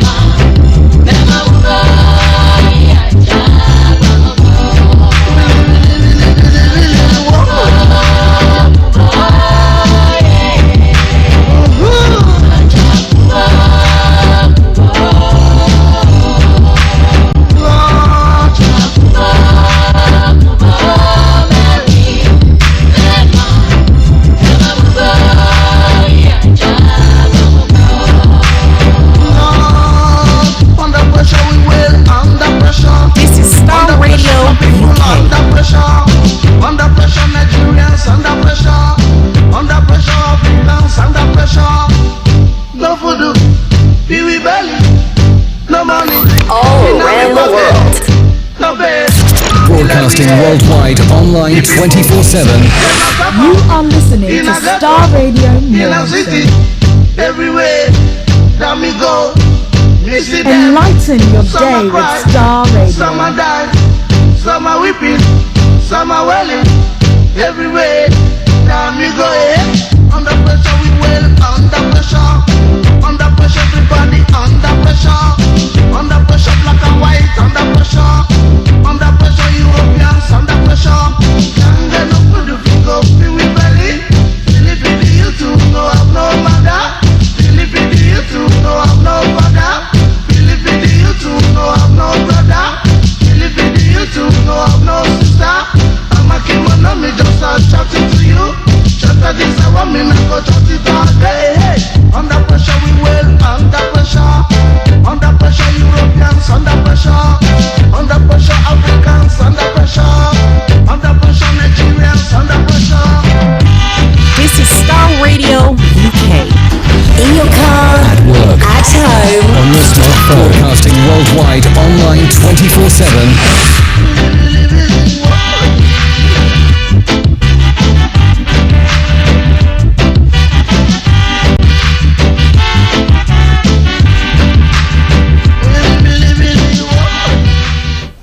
Tune in to On Point here on Starr Radio UK with Empress Regina every Monday at 5 p.m. GMT. Looking forward to your company. Welcome back to the program. It is Star Radio UK. It is your favorite African and Caribbean radio station in London, bringing the time now to 11:49. Call it almost 11:50. That's 10 minutes to the top of the hour. Wherever you are, add or subtract, and you get the right time there. Okay, then. So now with me in the studio, Mr. Frank Davis, I'm Archie, and I'm going to be looking at some of the other stories making the rounds here in the UK and other parts of the world. As I said earlier on, exactly at 12:45, we will have HRH Linda Pallien, who will be joining us on Career 101. All right, so make a date there. All right, then. So here in the UK, what's going on? Now, US has reopened border to fully vaccinated UK visitors after nearly 2 years. The US lifts its travel ban to UK visitors who have had both COVID vaccine doses, and that's quite an interesting one. Actually, tourism, more money. People who want to visit family and friends will also, be able to enjoy it. I mean, we know a lot of people used to. People still travel. But in limited numbers and limited. But what we see now is a more a full haul of travels, especially for those who have been vaccinated. And I know it's just a matter of time now that the tablets are now have been approved. People now have to.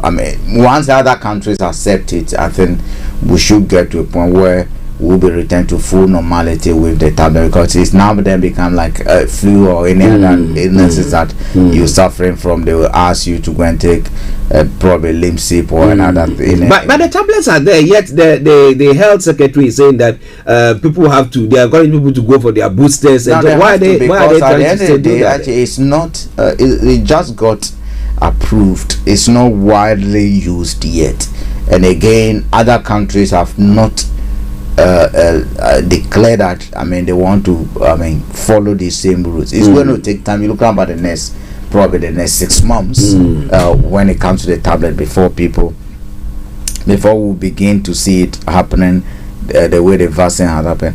So you look at what travel does business wise, and today British Airways and Virgin synchronized flying. Tease those on the ground by making noise to the annoyance of those who live in the flight, those in Hounslow area. You can just imagine the sound one and then one aircraft, and then we are talking of two huge aircraft. Taking off at the same simultaneously. time. You know. Yes. Well. It's interesting. But it's good. It shows that our business is opening, economy are beginning to open up for business, which is good. We cannot survive without these travels and other stuff. It's not going to happen. The Zoom will come in, the Skype will come in, but there's that bit of extra that every travel gives. It does. Okay, now let's move on to one sad story that's making the rounds here in the UK. Now, around 100 people denied fast-track disability benefits for terminal illness died challenging the decision. Now, currently, patients can access benefits more quickly if their clinicians say they have 6 months or less to live. Now, in July, the government promised to extend that to 12 months. Now, critics said it did not go far enough. Our priority, that's in the quote, is dealing with people's claims quickly and compassionately, the Department for Work and Pension, the DWP, has said. End of Life Charity Marie Curie said it had serious concerns about the DWP's ability to recognize when a claimant was approaching the end of life and was in desperate need of support. Now, this is something that when I look at such stories, I say I'm fit today. Something can happen to me tomorrow, and then I will be incapacitated, and I will be that desperate. Now, how have they dealt with this? Somebody says it's a catch-20 situation. So it's difficult. Actually, you see, life, what we can guarantee, which to a large extent might not be even relevant, is our lives this very minute. The next second we don't know. The next minute we do not know. What we guaranteed our life yesterday, but of what use was yesterday, apart from probably the work we've done, the seed that we've sown, and what we've done that will have implication for our future. But when it comes to our health, our world, probably the way we've taken care of ourselves, the way we're trying to take precaution of ourselves, going for vaccinations and other things, and therefore you a bit scientifically or basically able to say that, okay, if this disease but apart from that, the other risks that no one knows. No one wakes up and say, today I want to be ill. No one wakes up today and say, tomorrow I want to be fit. No, it's something that happens naturally sometimes, and you find it very, very, very difficult. This morning, for instance, I was having a chat with some people on the issue of one politician who they claim is sick, and that argument about sickness is part of life, it's natural. Now, Archie, you see, the Conservative government, and I don't know why Labour, for me, are not talking a lot about these, because when Ian Duncan Smith led DWP, the pension reforms, there were a lot of concerns about the impact it you have on especially the most vulnerable. You basically set out criteria to assess people under universal credit without making or taking into consideration the serious nature of certain people's conditions, and therefore templates are being filled. A, B, C, D, and therefore outcome is this. A, B, C, D, outcome is this. You've cut down the number of people that deal with individual consultations. People could have gone to job centers to be assessed and other things. You have cut down on a lot of them. Therefore, time to even go to job centers to be assessed and other things are now becoming very limited, right? And here the case, some people are even incapacitated. Look, there was another time, when was that? Was it last 2 weeks? That they are asking people to prove that they are eligible for benefit by taking a picture of themselves and the newspaper. So if I live in Croydon, I need to take a picture of myself and a local, not a national newspaper. No, a local newspaper. A local newspaper, probably Croydon Gazette or Croydon Advertiser. Take a picture of myself, Croydon Advertiser, today to show that I am still alive. Right.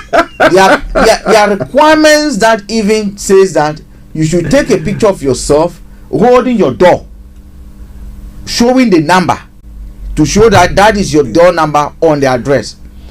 The requirement that shows that you should go to a street, hold the name, the street the name. Oh man! It's crazy. So some people have been asked to do some of all this. Is when in fact some even don't have a camera phone. Gee. Right? Some do not have a camera phone. The way they used to look at immigrants, that you are guilty until you or you are a criminal until you prove yourself. Because that's the way they treat your application when you apply to Home Office. Once your application lands on their desk, this is a criminal who has applied. You need to prove on that application that that criminality tag must be removed from you.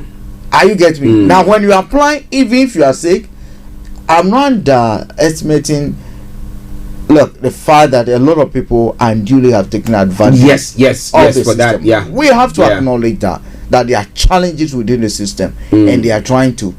But in my view, I think in this country where we have a lot of data, if someone apply for benefits like this, especially on a health ground, they should be able to provide their NHIS card or the NHIS number, the NHIS number.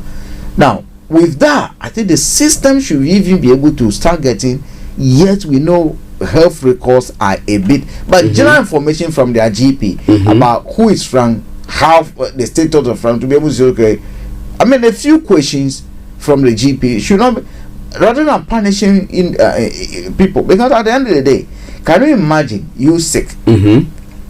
This weather, for instance, you need money to buy gas and electric, and here we are. You are now being forced to provide more evidence before even. No, those bills, those Tommy and other things do not know to prove that. No, for them, they are working. Yeah. What do you do? And the government might have to look at that. If someone is qualified for £100 and they apply, even before you finish assessment, I think they should do a gradual payment. Yeah. Right. That when you meet the first threshold of right, can we verify from your GP? Certain institutions, especially the GP. Yeah. Can you provide someone we know? It could be an MP, it could be a councillor, it could be a neighbor who knows you or someone. Just like the way we do attestation, someone will do guaranteeing and other things. If they can do that, if it is £100 that you've been paid, pay at least a £40 to the person before you continue doing your assessment. Yeah. So at least the person can live. That is it. That is it. You know, it's sad. Actually, it's well, sad. I hope that the families take them to task. But what can you do? They said that they were going to help. The workers will tell you they are doing their job. The workers will tell you they are doing their job, and they've been given a template to work with. And that information, the set of information they have, this person does not quite. That's why they require further and better particulars.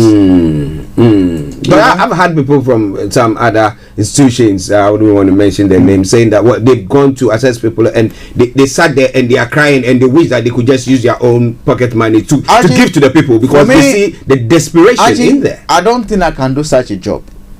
And I've said this, I can't do that. I've worked as a youth worker before, and I've done a little bit of assessment going around. Actually, it is very, very, very, very difficult job.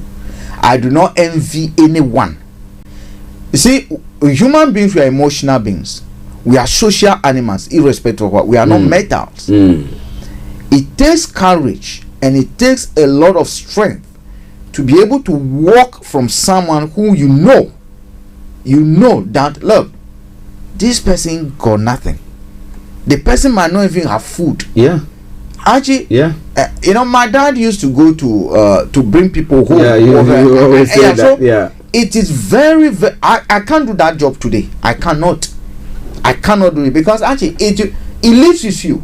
You come home, and sometimes if you do not have anyone around you who you probably talk to divert the conversation, the burden you carry from the workplace lives with you. You watch watch people who do those work. If they are not strong, they deteriorate. The same thing are nurses. It is not easy standing by at the hospital by a patient. You see them, someone probably of daddy's size, and seeing them that it is not easy. There are certain things I can't do. I know I can't do. I'm so emotional to be able. I can't. You know.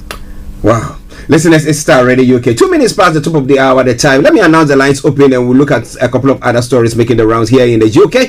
If you want to join in the conversation, it's 0208-133-2257 or 58 0208-133-2257 or 58. If you're in US or Canada, it's 001-718-303-2737 001-718-303-2737. To text or WhatsApp, it's 075-3966-1744 075-3966-1744. Our Twitter handle is at Starr Radio UK, and email address is info@starradiouk.com.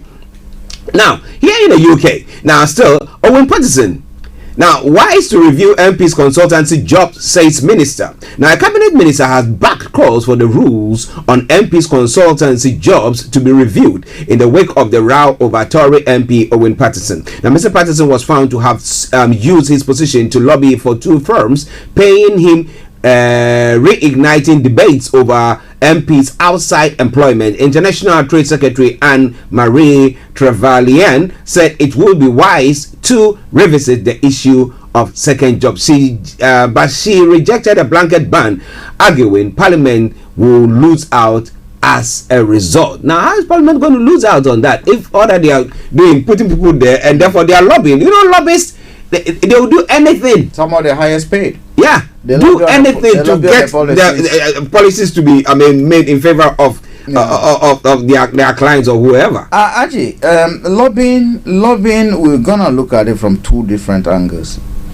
If I am a Greenpeace campaigner, we also will lobby certain MPs to be able to back our cause.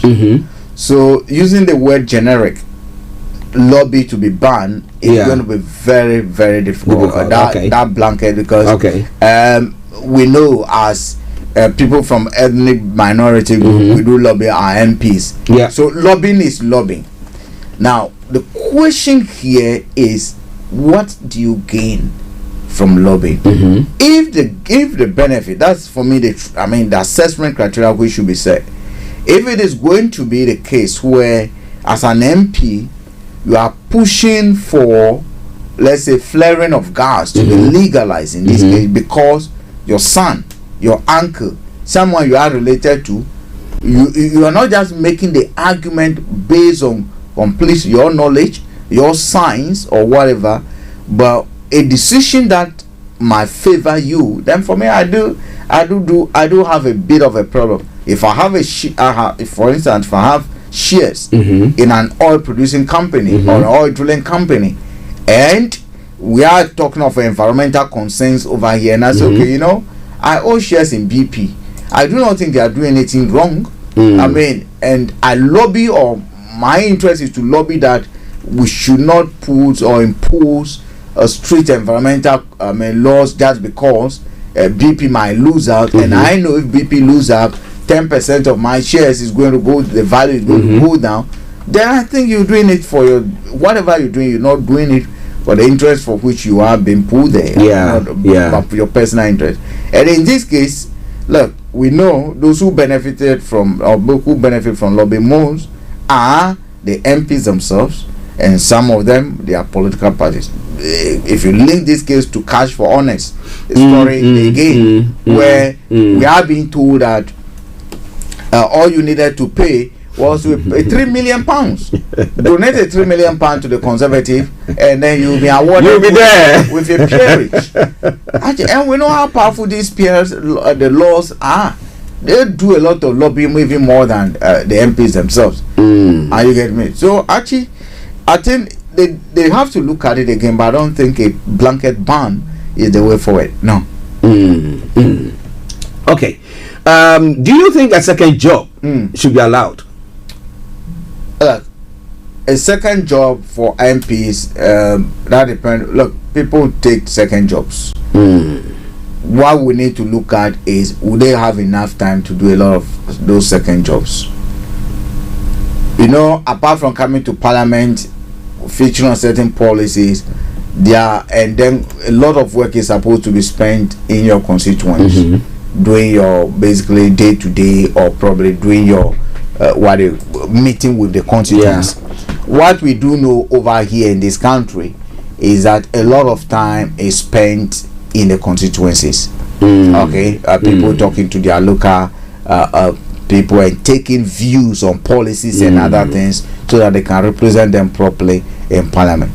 If you're going to sacrifice that time, which is part of your job, very crucial, if you're going to sacrifice that time to do a second job, I do have a problem with it. If you're going to tell me that, look, I need to leave a legacy and I want to build mansions, I am going to sleep for 2 hours instead of 6 hours, right? I'm not taking holiday instead of when what do you call it, Parliament is on break. I'll go and do this, or I devote 8 hours or 9 hours of my time within the reasonable time frame. It's okay, I'll spend 2-3 hours doing extra job on a daily. I do not have a problem with that. But as to whether that job again will be something that you sit on a board somewhere advising them about incoming government policies, just like we saw the Green Cell and David Cameron be able to know that, okay, you have the back of the treasury and other things, and then you can pick a phone to call people over there, that where they are functioning certain policies, they told the line that will favor you, then I do have a problem with that. Okay, well, listeners, it is Starr Radio UK. What do you think about what we've discussed so far? Feel free, share your take with us. As I have announced, the numbers open and the lines open as well. Feel free to do so, but you can post it on our Facebook page, and I promise you we're going to be reading that. One other story from the UK front, and then we bring the update from UK to a close. We move on to other stories. Now, Newtown Abbey, Northern Ireland politician condemn bus attack, and that's a serious one. The hijacking and burning of the bus in County Antrim on Sunday has been strongly condemned by political leaders across Northern Ireland. 4 masked men armed with hammer and bottle of petrol boarded the bus in Newton Abbey, Rathco at 1945 GMT as it stopped in Canray Bend. No one was injured, but police said the incident was distressing and frightening for all involved. It was the second attack on the bus in Northern Ireland in the past week. Now, last Monday morning, 2 armed masked men boarded the bus in Newtown Townards and ordered the driver to leave before setting it on fire. Now, are we seeing some degeneration of lawlessness due to this what do you call it, Brexit thing that is going on? What exactly is going on in Northern Ireland? It's a troubling situation because as we speak now, the Republic of Ireland and Northern Ireland, UK has lost a bit of clout in terms of how to handle or how to deal with them. And do not forget, we do have Northern Ireland people who are agitating to basically reunite with the Republic of Ireland. Actually, one will not rule out part of those tensions, because what happens now is after Brexit, there's more tension between those who want to reunite and those who do not want to unite. Okay, there's a more tension, but because we used to be one, call it. We used to be able to do a lot of things together. We used to be able to move up and down without border. But here with the case, now that there's a Brexit, we need to be able to look at ourselves a bit different, although we have our hands in the same basket, that we are Irish, whether it's an Irish gypsy or whatever I say, he's here an Irish. Are you getting me? I think the Conservative government, they are letting people down. They need to look at it. But again, we do not think that people should be taking those extreme stance or resorting to those extreme way of protest. I do seriously not agree with it. Had you injured someone, the person would have been an innocent person that is being injured. If you do have an issue with the politicians, I mean, go to them. Go to them. It's sad. Well, sad. We hope that they see a bit of peace there, or find ways of maybe channeling that energy that is within them that needs to come out. Okay, it is Starr Radio UK. Now let's move on quickly to other parts of the world. We know the former President Obama has arrived to chairs at COP26. Now COP26, 2 weeks. Over the weekend we had all these protesters going on and on, but Obama has arrived there as well. He says that if we don't act now, it's going to be too late. And we have in India over, I think yesterday, where there have been serious rain. They said it's been the heaviest rain since 2015. And also in Ghana yesterday there was an issue around the Denu-Keita route. The sea has actually virtually taken over. They has took over the road yesterday. I was watching some of the videos. Sea levels are rising. We cannot deny that as a fact. And what is happening in Scotland now, the politicians have done their bit. Now this is where the negotiation and consultation and others continue. Actually, do you know how many people Ghana went to Scotland with? How many?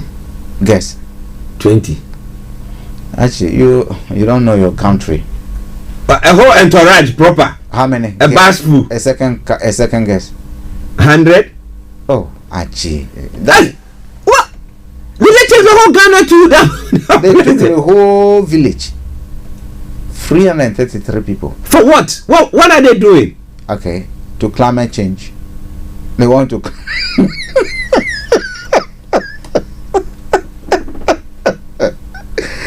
Archie, your country sent a contingent of about 333 people to the climate talks. That's your country, Ghana. Maybe they have some events, maybe some cultural events where some troops, cultural troops will be. Actually, I've got a full list here. I've got a full list over here. The full list of the participants, a 13-page document.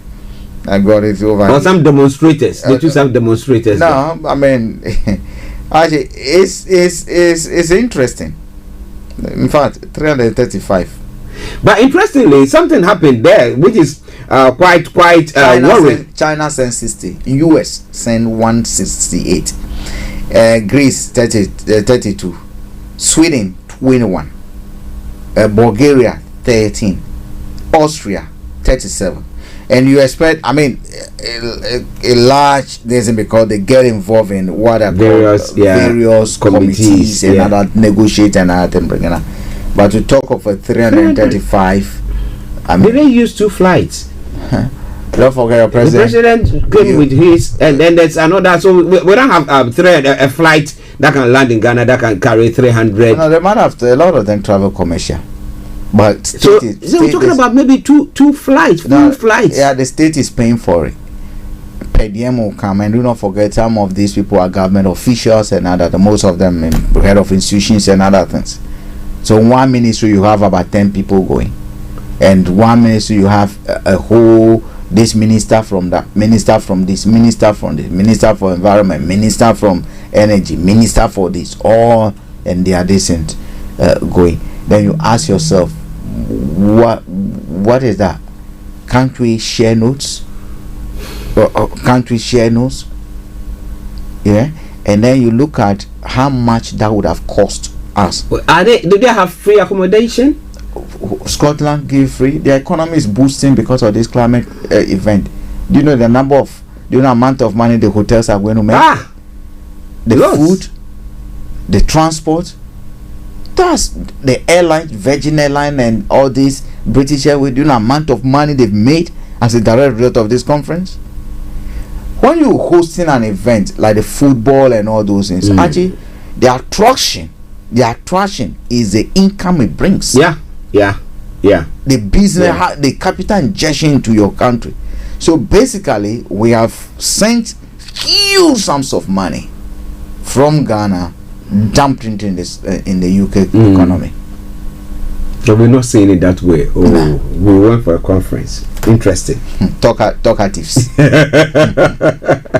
Well, listeners, it is Starr Radio. You were going to say something, Archie. Yeah. I think it's so I was asking that for that 2 weeks that they are there, what impact are they trying to create? Any further impact at all? Yeah, I mean, for the 2 weeks that's where the negotiation, the details comes in.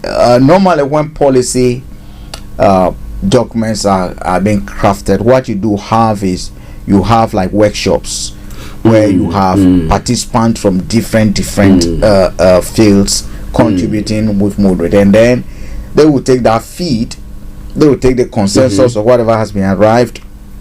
So you're going to have the energy, you're going to have water, you're going to have air travel, you're going to have oil, you're going to have all those different plastic, clean air transport. You're going to have all those workshops. So experts and technical people will come in, or individuals again will come in, activists will all be part of it, to come into papers from those workshops. Then they get feed into a document, and eventually the final document that will come, you see it being subdivided that this is what, and that has come from a lot of consultation, deliberation at those workshops levels. That's what is happening now. Now what I wanted to say, let's come back. Now there was a picture that was taken of Greta Thunberg and a couple of other protest leading figures, and there was one black lady, black girl, let me call it, put it that way. She's also a teenager, about the same age of her. And then when some of the newspapers were covering that, they cropped the black girl out of it.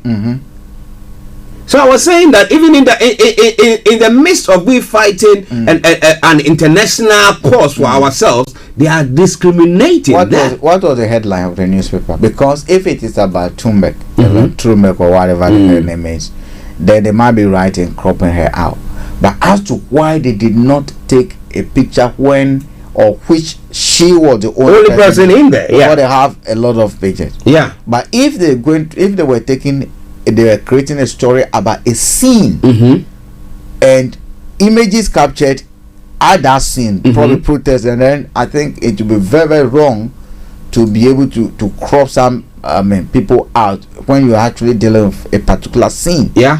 If you're talking of a story about what she has done as an individual and you bring in a story, then yes, you justify. But if it's going to be like, oh, you come to studio, you talk, oh, on Monday morning when I visited studio, Frank and Archie, or probably a discussion was going on about climate change, and you took a picture to show that you visited studio. It will be wrong to crop Frank or Archie out. Are you getting me? That is a different ballgame. Okay. So if that is what happened, totally wrong in my view. But if you say, okay, I wanted to go and see the morning show host, or I wanted to visit, and the morning show host was actually wearing this, and you captured crop Frank out. So we're gonna look at the story, the angle of the story. Okay. I mean, if that's what took place and that was done, fine. But it all has to be informed by the story. I've not read that story. It was mentioned on Sky, because some analysts came on Sky, and Saturday I was watching a bit of the demonstration that was going on, and they were talking about that. I was like, wow. But it will be strange that you're talking about a scene, and it will be very shocking that they will be talking about her in a historical point, and they will not take a picture other than that picture. But if they take that picture and crop it out, then we're gonna be able to ask questions. There's another issue now about a Chinese lady who, I forgot the movie, who played a very important a role in a movie, and she had to go darken her skin because of the role. I mean, is you know, racism. The hazards. It will forever be. It's not going nowhere because we do it to ourselves, don't we? Okay, listen. Let's start Radio UK. 12:20 the time now. A sad event happened. One happened in the US, another happened in Africa. But let's talk about the US one, and we come to Africa. US rapper Travis Scott is facing legal action after at least 8 people were killed and hundreds injured in a crash at his Texas festival Astroworld. Now, one injured concert goer has accused Scott and surprise performer Drake of inciting the crowd and seeking $1 million in damages. Neither have commented on the lawsuit. In the statement following the crash, Scott said he was working to help the families of the victims, the youngest of whom was just 14. He was standing on some huge stand or something where he was performing, and there were all this crowd of fans who were around them. Now, if something happened to anybody on that scale, you know, if you've gone to, I mean, you perform or you've gone to this and like that, and there's performance going on, you see the movement of some people, you will not be able to tell exactly what is happening. At times you assume that maybe the person is being overwhelmed by what is going on, but as to whether somebody was crashing somebody or not, you are not very sure. But somebody has gone on to now sue them. Now that's so, that whole incident, how do you see it? Because he's the ultimate, he must answer ultimately for the event. He is the owner of the event, so to say. I mean, the event is under his umbrella, so he has a responsibility. One would also expect that he would have actually have agreements with subcontractors. For, I mean, who are the security, the ushers over there. I mean, that should be what needed to be done to guarantee safety. They have to now demonstrate that, look, they did all they could humanly possible, and they did comply with all the legal rules that were there to organize such an event. I mean, they need to prove that the numbers allowed, that area was licensed to have that number of people over there. I mean, a lot of things needs to go. You can't just go there probably to cause a problem and think that I'm going to cause a crowd to crash and I'll sue them and make money. I mean, people can be diabolic in whatever they do. I'm not discounting, I mean, the genuinity of any lawsuit that has gone against that has been brought against them. But like he said, look, now is to concentrate on people who are harmed and people who must have lost their lives, and we'll come to the legal issue. But one, we must know that when you're organizing something, you have a legal responsibility towards people who are coming. And there should be insurance covering. There should be public liability insurance again covering that aspect as well. And someone want to make money from that public insurance company. Well, it didn't happen that same way in Sierra Leone, where there was an explosion. There was an accident that led to an explosion, and then about 100 people have lost their lives. Now, I asked myself, health and safety, and again, common sense. Now, time and over, we've had it in Nigeria, we've had it in some part of the world, where there have been accidents that have been involved with either petrol tankers, okay, and when the accident has happened, people are rushing to the site or the scene to go and fetch some petrol to run away with, and it's just a matter of just a little spark, and then that is going to be an explosion. So what goes on in the minds of our people, where the moment they start explosion, people just trooping down there, and 100 people have lost their lives. Yeah, actually, do you blame the people? You can't blame the people all the time. Why not? Look, actually, there's a question about survivor. I mean, this is a leper's theory. A tanker is down. If I get a gallon of petrol, I might be able to get some small money. I'm here and don't have a job. Charlie, let's try. We might get it. If we get it, we're a bit richer. If we do not get it, we've taken the risk. Actually, want to push someone to want to rush to get just a little bit of petrol from a burning or an accident tanker. For me, that's a basic question, and no one can exonerate the government from it. When we create conditions which makes it very, very difficult for people to survive, they look for any means. To survive. Survival instinct. They look at any means, and they look for any means, whatever possible, to survive. Now, you talk about education. Actually, I've always argued that one problem that we do have in our countries is lack of health and safety education. Look, we should be able to know as individuals that petrol is flammable.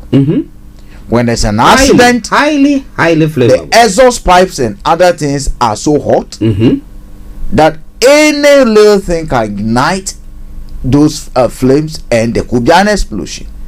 But you see, actually, we do not educate ourselves, and as individuals, actually, you only know what you're exposed to, right? You only know what you're exposed to. Look, if I was born, I was told that my name is Bagbalaja. I will sign that name. That's all you know.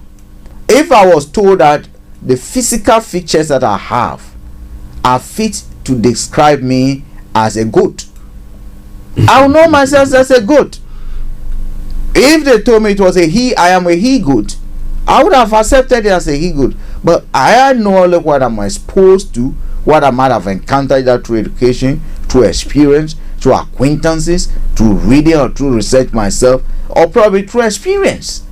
And you get me? Some of these people, yes, might have even subconsciously know that, oh, this can happen, but actually, we need to get to a point where people know the risks involved in some of these things.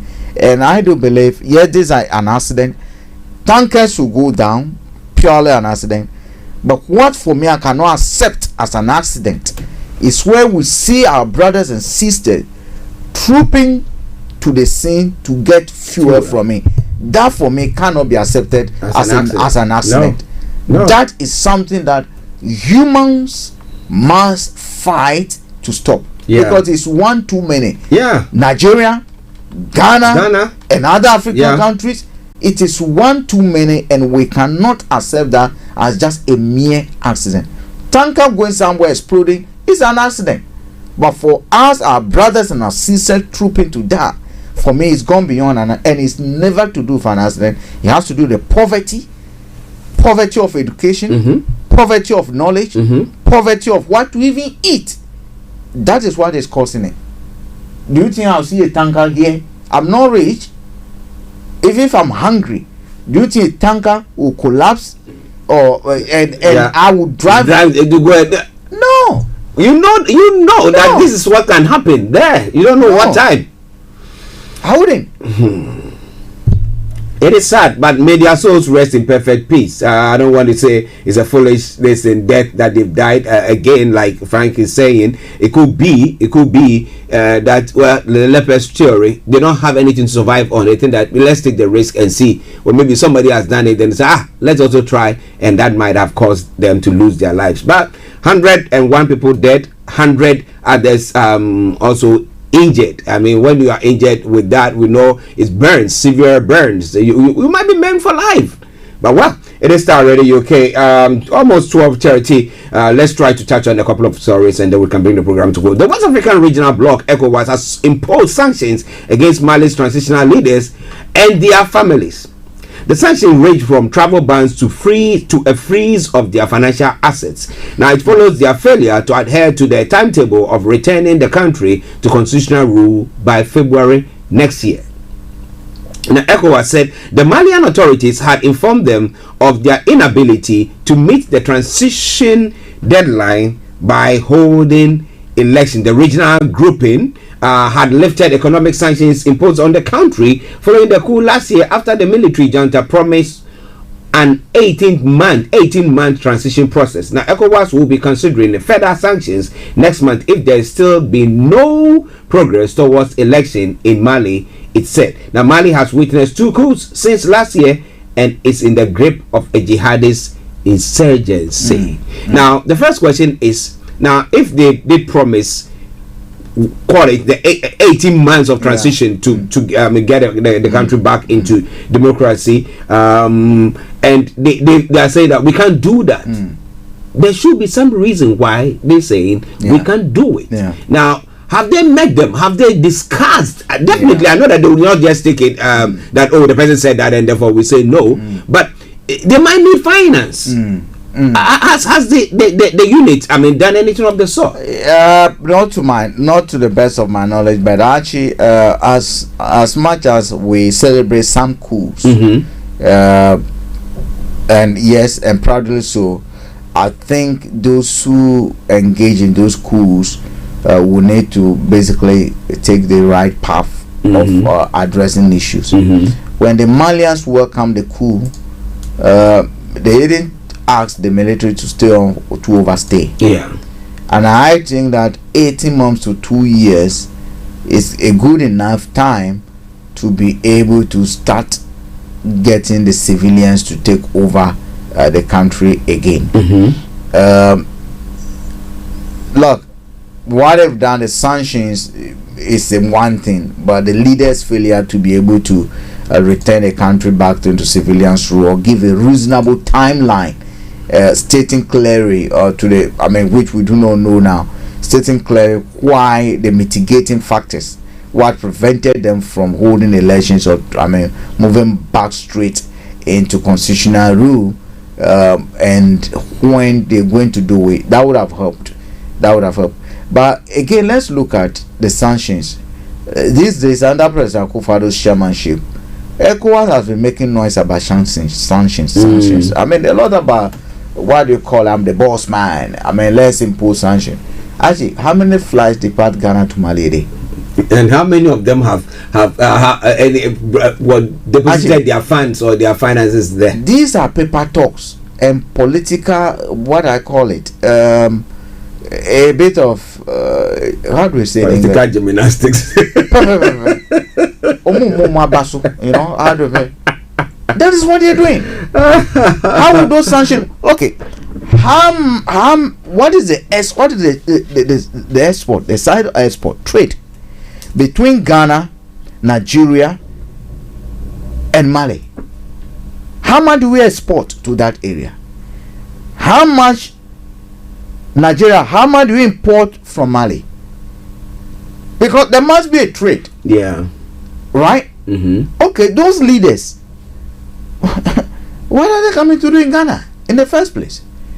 When was the last time did Buhari seeking medical attention with his family? Went to Mali. Not even Mali, any African country, to say that if you want to impose travel sanction on Buhari, you cannot travel to Benin. That sanction will be effective. I agree with you there. When was the last time did you hear Akufo-Addo chartering a plane that I'm going to Guinea Conakry for holiday. No, you come to London. So what is the sense of travel bans over here? Toothless bulldog. What are they traveling to that country to do? Tourism. We've got ports. They don't have ports. Actually, they are saying travel ban on the leaders and their immediate families. Maybe they want to travel on ship. That's what I mean. So the issue about port and other things, it has not come in here because trade has not been impacted. You are not triggering a situation that will impact on the citizen to rise up. That is not what you're doing here. You are actually surgically targeting a group of people who have no business even a country to your country. So look, if we heard of Dominic Raab when there was a Spain, when there was this Afghan issue, he was in Spain or something. The other time again we heard of the kissing man, the former health secretary Hancock, also, so I mean, fleeing somewhere with a girlfriend, Boris Johnson. So if for instance anything is happening and the EU says we are imposing a traveling ban on the conservative leaders or the governing leaders, you know it will have impact. Their holidays, I mean, they cannot go on their holidays. There are certain things that they cannot do. You're talking of impact, right? But when people just come out and say imposing, actually, let's for instance impose a travel ban on Buhari across West Africa.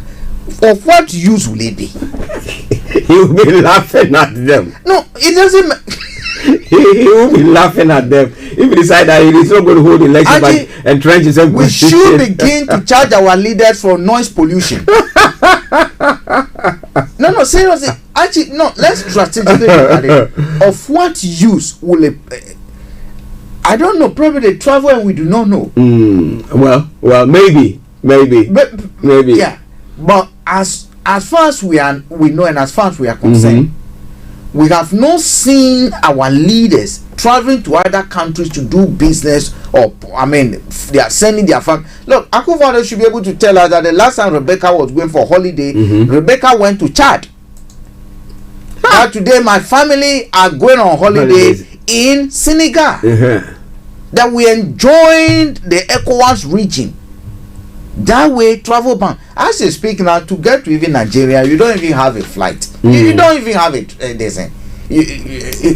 actually, you know what? These are noise. We need to charge them for noise pollution. I don't see the relevance. I do not see the relevance. It's not. Do you think that Buhari has accounts in Mali? For what?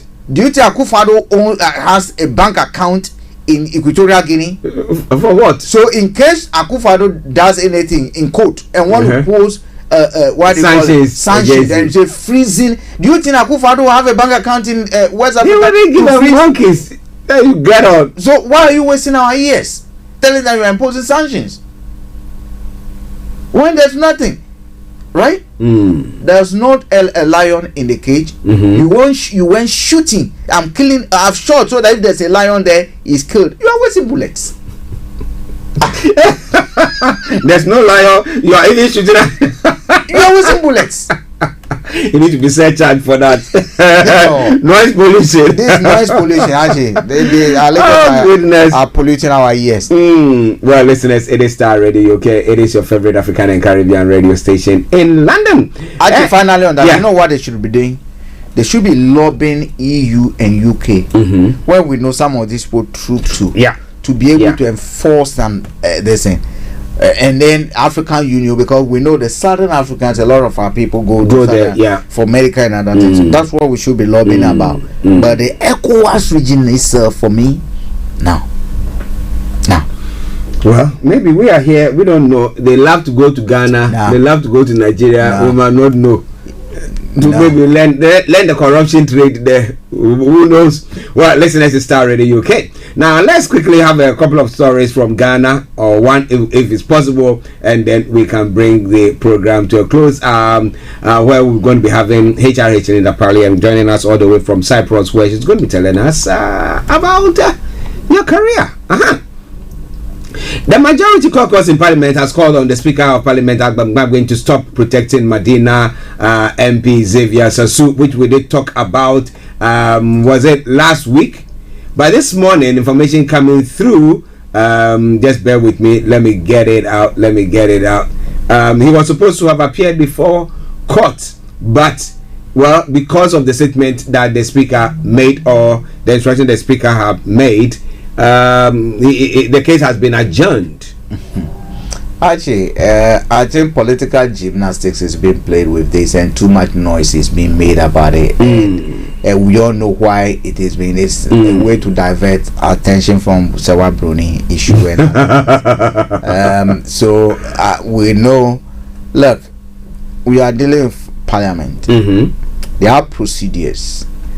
In case we even had situations where the police administration has requested to speak to a member of Parliament. Provisions have been made in the Houses of Parliament or something like that. They come to the offices and they've been interviewed, right? Yeah. But to go and be hunting to arrest an MP, when even what we are talking of, we're not talking of murder, we're not talking of certain crimes that we require. I mean, we're not talking of drugs. We're talking of someone who just participated in a protest to the extent of mounting people. Civilians are in sending people to the church. Even I mean, Archie, and the guy was preaching at that time. Oh, he was the one preaching. He was the one preaching. Oh man, the preacher man being arrested. He was the one preaching, and the police even coming to lie about it, that they did not basically attempt arresting him. They went. It was civilians that they were. It was so whole lot of. I mean, the pastor confirming it. I mean, the police came there that they want to take him away. You get me? That's what the police on the ground said. But the statement from the top hierarchy of the police, I said that they didn't send people to go arrest him. So again, you're looking at who is to be responsible. When it happened in Ayawaso, when we saw that crime that was committed by the secret force against the state, Ghana, and the citizens, who was to be responsible was becoming a problem. This person said, I am not the one. I am not the one. I am not the one. We saw what happened with the commission report, immature commission report. Certain people who were even named and indicted in that report, President used what they call white paint from Leland, Azar white paint, to whitewash them. Are you getting me? Say, these are my beloved secret people who committed criminal activity, but in them I repose my confidence to continue to do all kind of crimes. We saw it, right? Archie, here we are again. We saw Parliament be invaded. This should even be. I don't know why the opposition are not taking this issue.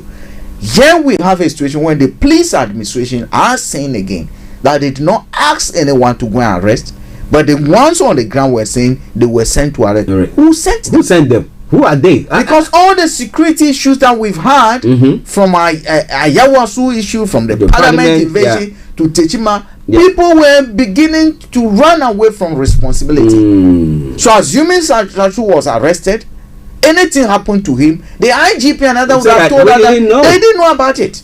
No, but is that true? There could be. That is why there are some people who are trying to. So if officially we have officialdom lying, lying about it, the car registration number was there. There was an SUV, a Land Cruiser, a pickup. The numbers are out there, right? Can the police trace whose car is it? Can they tell us who? I mean, which department owns that? Yeah, up to date they've not been able to tell us who authorized military into Parliament. And you think that is not serious enough? Archie, you will be there one day. Someone will come to your house and say, "I'm a police. You want to be arrested." When you ask them who this pastor, the head pastor of that church, asked them of their warranty. They couldn't produce it. They couldn't produce it. How can you arrest somebody without a warrant? And the only thing that saved them was that the people in that area started amassing in that area. Actually, we're dealing with an administration, in my view, that if they don't take time, people will commit crime under their umbrella, because that is the culture that they are saying, that we can go and do anything stupid and then say we don't know about it. So you're now creating a room where real criminals will go and engage in stuff. Look, there could be someone who might be interested in Sasus, right? They could send criminals to go and do anything. Yeah. In the name of the police. Yeah. Police uniform can be bought. Yeah. We know of soldiers uniform that armed robbers even do well. But even Archie, what they were protesting about, right? Last week, the contractor went back to the same road to start work. And guess what? He went with the defeated MP. The MPP MP whose Sasu defeated was the one who this guy went to. I mean, the contractor went to. Why? I don't know. Oh, he said he lobbied. He's also lobbying, and that he wants to continue to show the people that he still care, although he's still not. They voted him out. You see the politics. He's thinking that he's going to come back. You see the politics that is being played over there. Let me say good afternoon to Abiosei, my sis. I hope you are doing very, very well. Yeah. Okay, we'll try to catch up later. All right then, Frank, we have to run up because we're going to be having Linda joining us. Which of the other stories have made the headlines for you?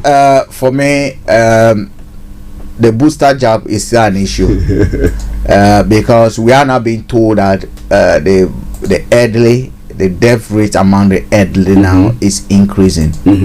That a lot of elderly people are now passing away. Yeah, we show that and proves that the vaccines are not a game changer after all. They have a temporary solution. They have a way of helping us temporarily, but we should not go being reckless just because we've taken the first boost or the second dose. Yeah, and especially if it's been over 6 months since you took it. Since you took it, we should be extra careful about it.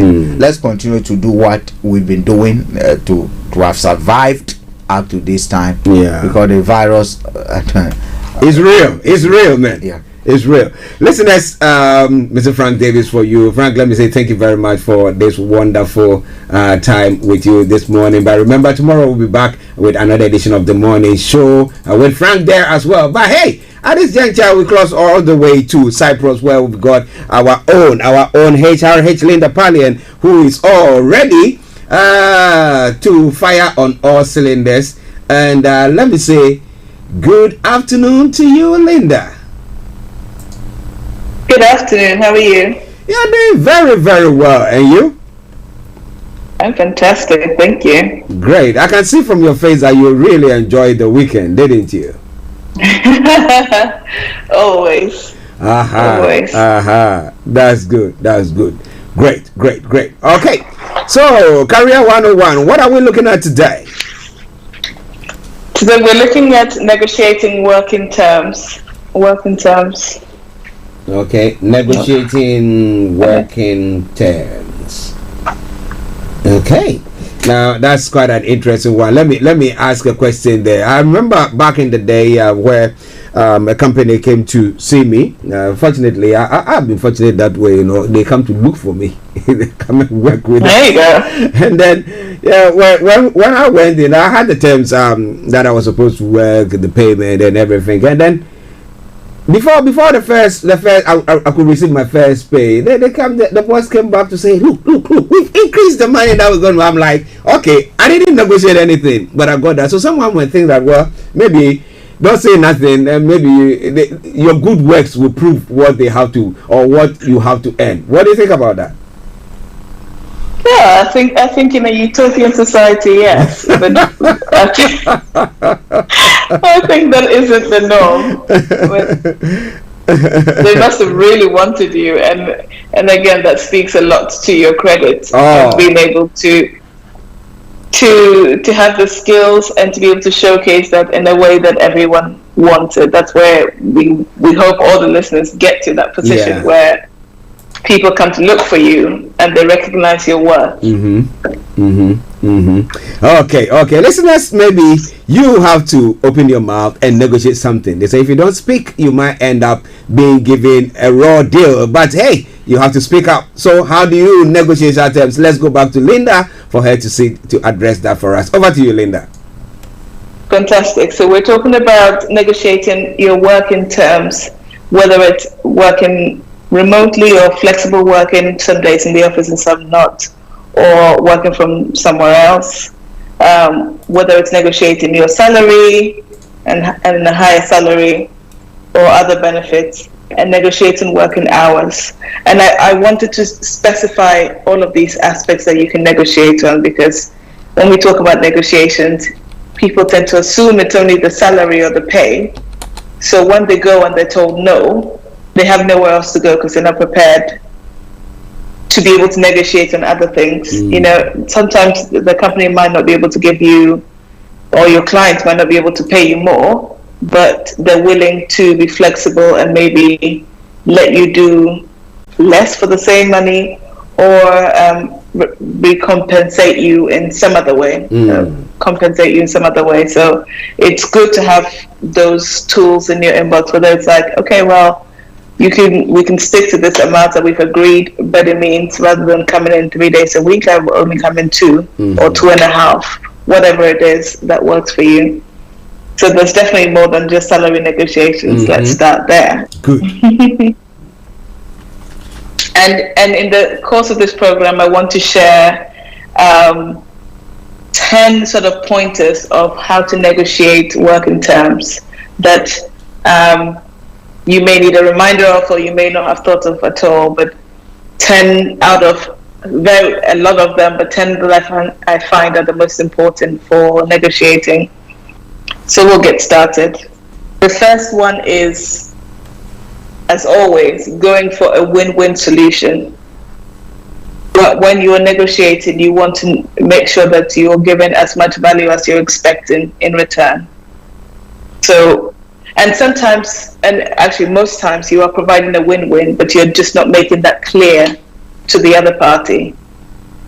So making sure they understand the value that you're bringing to them and why it's worth whatever you're asking is very important. It's very important to have the value, but also to communicate the value, as we said. So you want to have clear expectations and lay it out in full. So it's not ambiguous. This is exactly what I need, and in exchange for this. And I'll give you an example. I got approached by a company, actually a really big government company in the UK, to do a talk. And this was part of them bringing other people in. So they wanted someone to come in and just give a different side of it. And they already have training providers, so they wanted just a different perspective. And I thought, okay, fantastic. But this is my business, so if I'm going to go in, there has to be something in it for me. What then can you provide if you already have someone who does this that would be of benefit?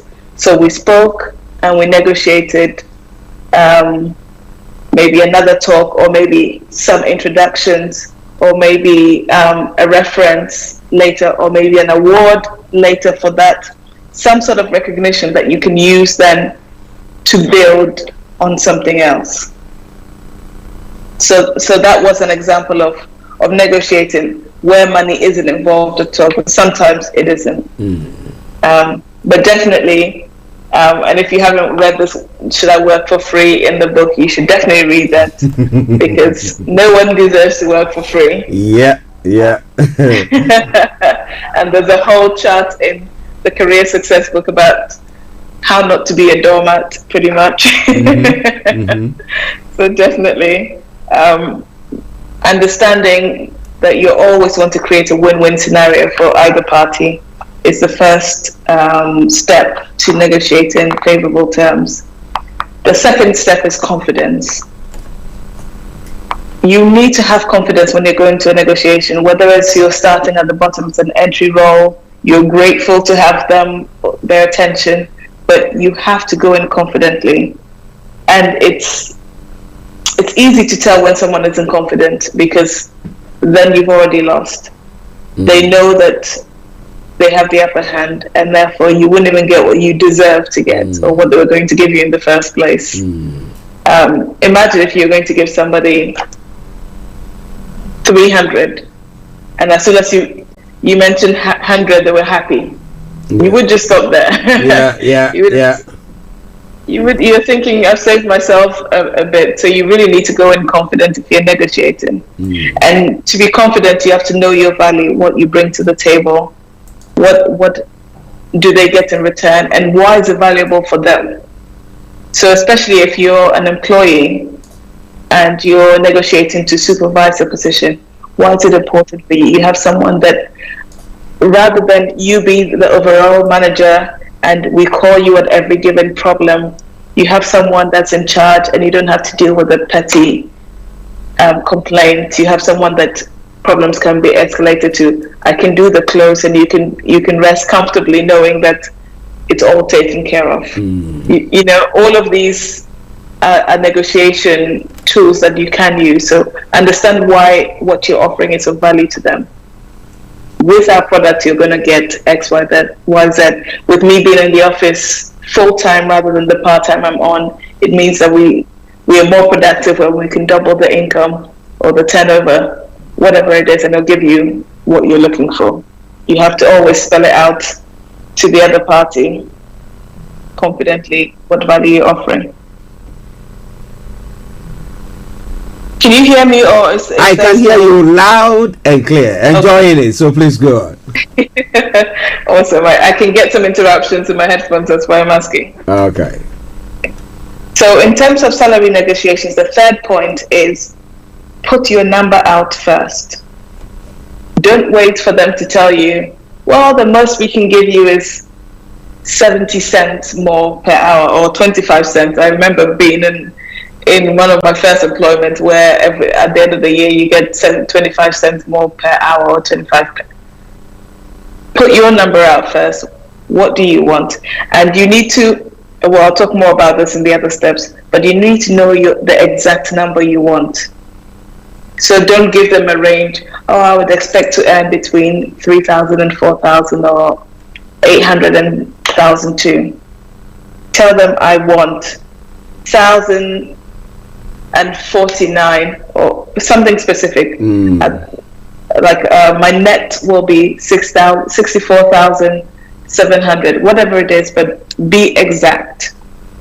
Okay. And when you do, just on that, should you at that point have done some research to find people working in that industry what they earn? Absolutely, and that's the next step. It's focus on the market value. Okay. Rather than what you make now, because if you say to someone, currently I'm in the assistant position and I earn 2,000, and now I want you to pay me 5,000. They will think you're drunk. But if you said, okay, so the average person in a manager position earns this much. As an office manager, I do X, Y, Z. And as a percentage to the market, I'm actually asking 10% below market value. Then you're changing the point of reference for the negotiation for the employer. So they're likely to feel like they're giving you a bargain because you're still perhaps slightly cheaper than the market value, or at least equal if they had to have someone. But if you, and this is especially important for people that are changing jobs, because you're usually changing jobs because you're not being paid your worth. So you don't want to go and say, in my last employment, I was only paid this much, when they're offering X much, because then they, again, as soon as you have the lower number first, you've lost. You said yes to the first thing. So understand, do your research, as you said, understand the market value, and then use that as your point of reference. Okay, so that was the fourth point, understand the market value. Also on that point as well, if they're talking in percentages, talk about, bring the conversation back into numbers. Exactly. Because use the point of reference you can understand. Or that makes sense to you. Because it's easy to go, oh well, they said I'm getting a 40% increase. but you don't actually understand what it means in terms of your bills. Like your electricity company doesn't care how much. But let me ask another question there. At what point do you call their bluff? I mean, if you think you are negotiating now, and then you want to show them that if you don't, I mean, I can walk. So at what point do you call a bluff inside negotiation? I would say after you feel like you've put all your counter offers and you've said the best. And once we've gone through these steps, you'll see sometimes you have to ask questions to see where they're coming from, and to see if it's somewhere where they're really just bluffing and they don't want to do it, or they're not in a position to. In that case, then your negotiation strategy changes to okay. Well, after you secure this funding, this, and I want to get this, and for the meantime, I will hold this, but I need that. Okay, that's good. Listeners, it is Starr Radio UK. It is Career 101 with HRH Linda Pallien this afternoon all the way in Cyprus, bringing you Career 101. And today we are looking at negotiating working terms. Now, are you in a place where you want to negotiate? You think that you are doing very good?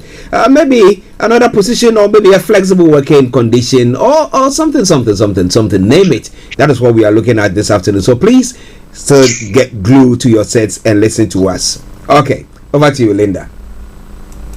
Thanks. A lot of people find negotiations difficult or uncomfortable to do, but you have to understand that we're always negotiating something. Negotiation is just part of life, right? Yeah. So the more you embrace it, the easier it is to do it with other people and win. I remember listening to an audiobook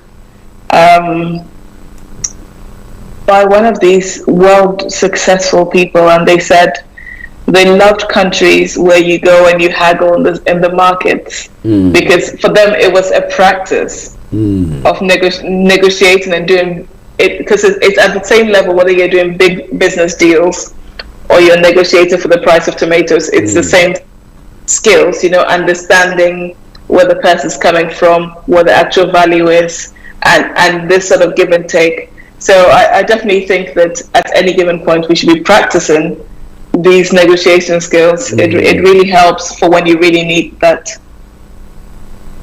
The fifth, is it the fifth point we're on now? I think I've lost track of the points now. We're on the fifth point. We're on the fifth point. Yeah.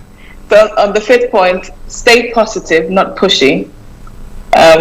You always, there's no reason to be pushy about it, because if they generally can't, then they generally can't. So rather than, and when we say pushy, it's more the negative way rather than persistent. You need to be persistent, you need to be firm, but don't rub them off the wrong way, because then they start to think of what are my other options. You want to leave that conversation with a deal.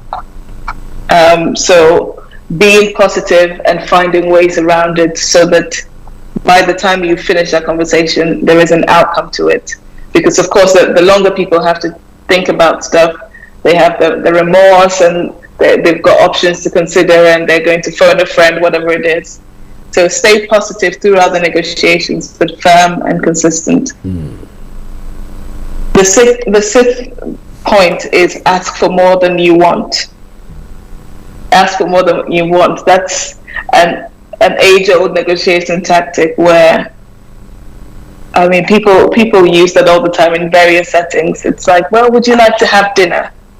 In a dating scenario.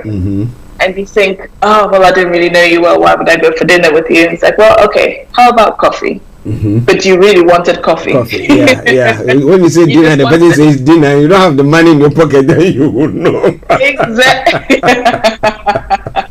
Yeah, sometimes it can backfire. You're trying to get a meeting, and a lot of people know that dinner will take longer. Yeah. So they're happy to negotiate on coffee because they feel like they've won a little bit, but you just want a meeting, so coffee would have been fine.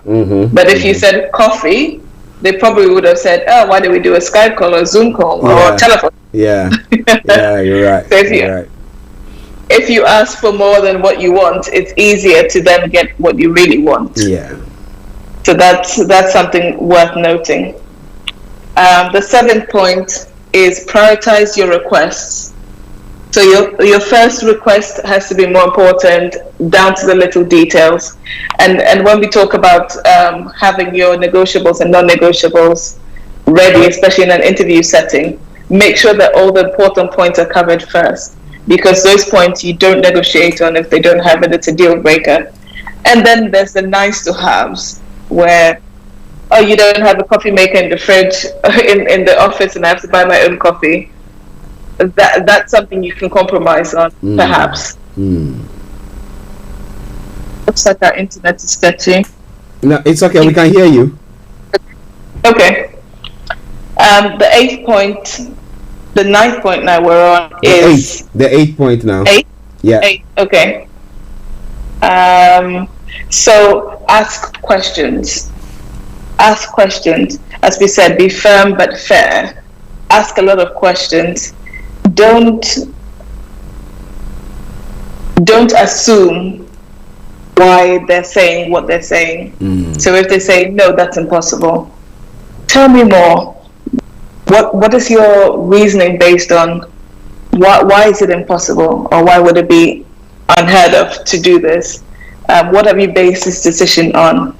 To understand where they're coming from, but it also challenges them to give you an explanation rather than be on default mode.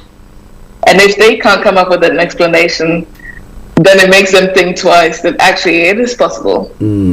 So ask a lot of questions. And if they're not budging, you can ask, how can I help you move more in my direction? What is it going to take for you to give me this? And then you'll understand exactly what you need to do to get that. And of course, once they've given you those terms, they can't go back and change it. But later date. Let me ask you something there. There are some people who, during such negotiations, who, should I say, act aggressive.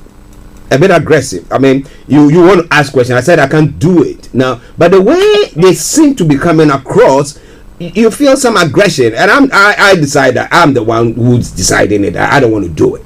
So you got where I'm coming from. So what should be the posture of somebody who is in such a negotiation then? I think, and that's an important point you make. I liken that to when you're a child and you ask your parents, why? And they're like, because I said so. Sure. and my word is final. Yeah. And this sort of aggression, or this sort of show of aggression of don't ask me questions, it's also part of a negotiation tactic to sort of wear you down and to end that conversation.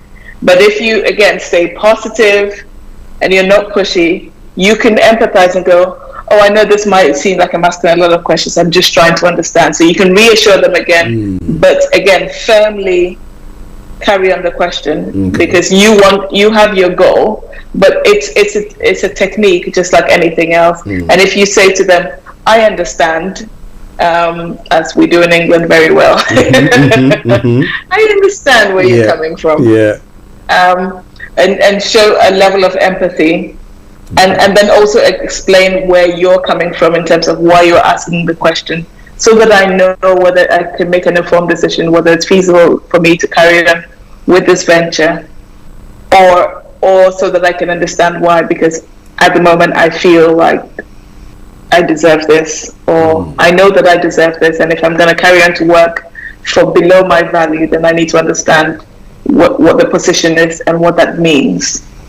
So when you understand where they're coming from and where you show them where you're coming from, it helps to then bring the situation right down again, and especially if you're doing that in the positive manner. But if you meet someone with that level, the same level of aggression as they give you, it doesn't usually achieve anything apart from you both walk out because of your egos and nothing is achieved. And for you, you're there to negotiate your terms. So keep on that and leave the pride and the ego at the door. Okay. And focus on what you came to do. It's a great question, because that happens a lot. Yeah, thank you. And our final one, don't be afraid to counter offer. So in a negotiation, hopefully they would make you an offer. You would have said, again, what your position is. As we said, state your exact number. And they would have probably come up with a counter offer. We can't give you 64,750. 62 is the maximum we can do. Don't be afraid. Don't take no, and that's the end of the conversation. Make a counter offer. Give them maybe. How about we meet at 64 or 63,550, whatever it is. So keep making the counter offer until you can reach a common ground. And in any case, it'll be more than what you have currently anyway. So it's not like you would have lost out if you're making a counter offer. And also remembering, as we said at the beginning, options that you can give. Okay, well, if we can't move on this, can we move on this other thing? And there's up until a certain level that somebody says no before they think, okay, well, you can have this other one thing. And you would have left with something that you didn't have before.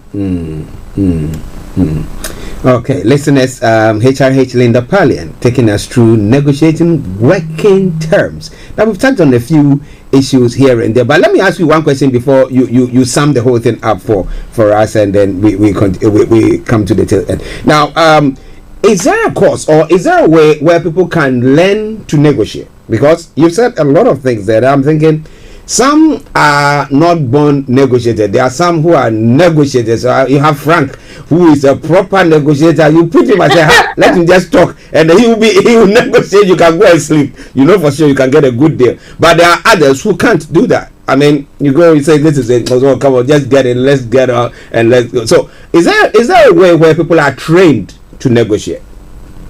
Yes, it's definitely a muscle that needs to be practiced and exercised. It's a skill that needs to be honed. And you can learn to negotiate. There's, of course, a lot of courses on it. You can find a lot of negotiation stuff in the book that I do. That I actually have a course in negotiation. But also in your everyday activity, as you said, if you practice with your partner, practice with your kids. Kids are great negotiators as well. I mean, I believe that we were born negotiators, and then we get this ego, and then that sort of reduces how much we can negotiate. Practice with your kids. You can't go to bed at this time, you can go to bed at this time. How about if I do my homework first, or I wash my feet, or I brush my teeth, whatever it is. But practicing that. And I mean, and sometimes you can do it in an enjoyable way in terms of getting over the ego. Like rap battles, I find that it's a fun thing to watch, but also being able to take a roast and think on your feet to be able to respond quickly. That in itself is a skill that will prepare you for negotiation. So look at your interest and how you can perhaps practice negotiation through your interest. It doesn't always have to be very serious. But as long as you understand what skills you're developing, that could be something else. But and definitely putting yourself in a situation where, because no is always a constant, right? But yes is a 50-50. So practicing and asking for different things will get you. Even in the supermarket in the West, where nothing is negotiable, being able to negotiate to get a bag for free without having to pay your 5 pence or your 10 pence or whatever, it's really interesting. I think I don't do this a lot actually, but I remember an instance where I thought, oh, let's just ask, and I asked for a pretty girl's discount or something like that. I was just like, let's ask for something. Like, okay, if I buy 2 oranges, can I have? And people are so impressed that you even dare to do it that they give it to you. And if you can do it, incorporate that in your everyday life, you can certainly do that in a job scenario, in working with a client, with purchases. And everybody loves to feel like they've got a bargain or a good deal. So it's definitely something that needs to be practiced every day. Well, practicing it. How possible? Now, she's managed to give us some pointers that you can use in negotiating terms or working terms. And Linda is going to sum it all up nicely for us. Over to you, Linda. Fantastic. Negotiation is part of your career, it's part of your job, it's part of your business.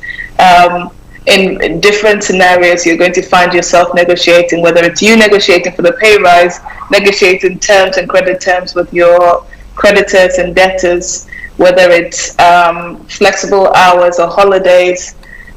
At any point which you are in the working world, you're going to have to negotiate, and it's important to build up that muscle now and that confidence and gain confidence in doing that without taking everything at heart or at face value. So it's a skill that needs practicing. We shared 10 of some of the traits that you need when you're negotiating. We spoke about knowing your value, creating a win-win, staying positive, asking for more than what you want, asking questions, how to counter offer, and all of the other stuff. So if you've missed it, definitely check out the replay that will be available on Starr Radio. Okay. Listeners, we are not done yet because I've got the books to talk about here as well. And they are on your screens at the moment. Yes. Can you tell listeners about the books, please?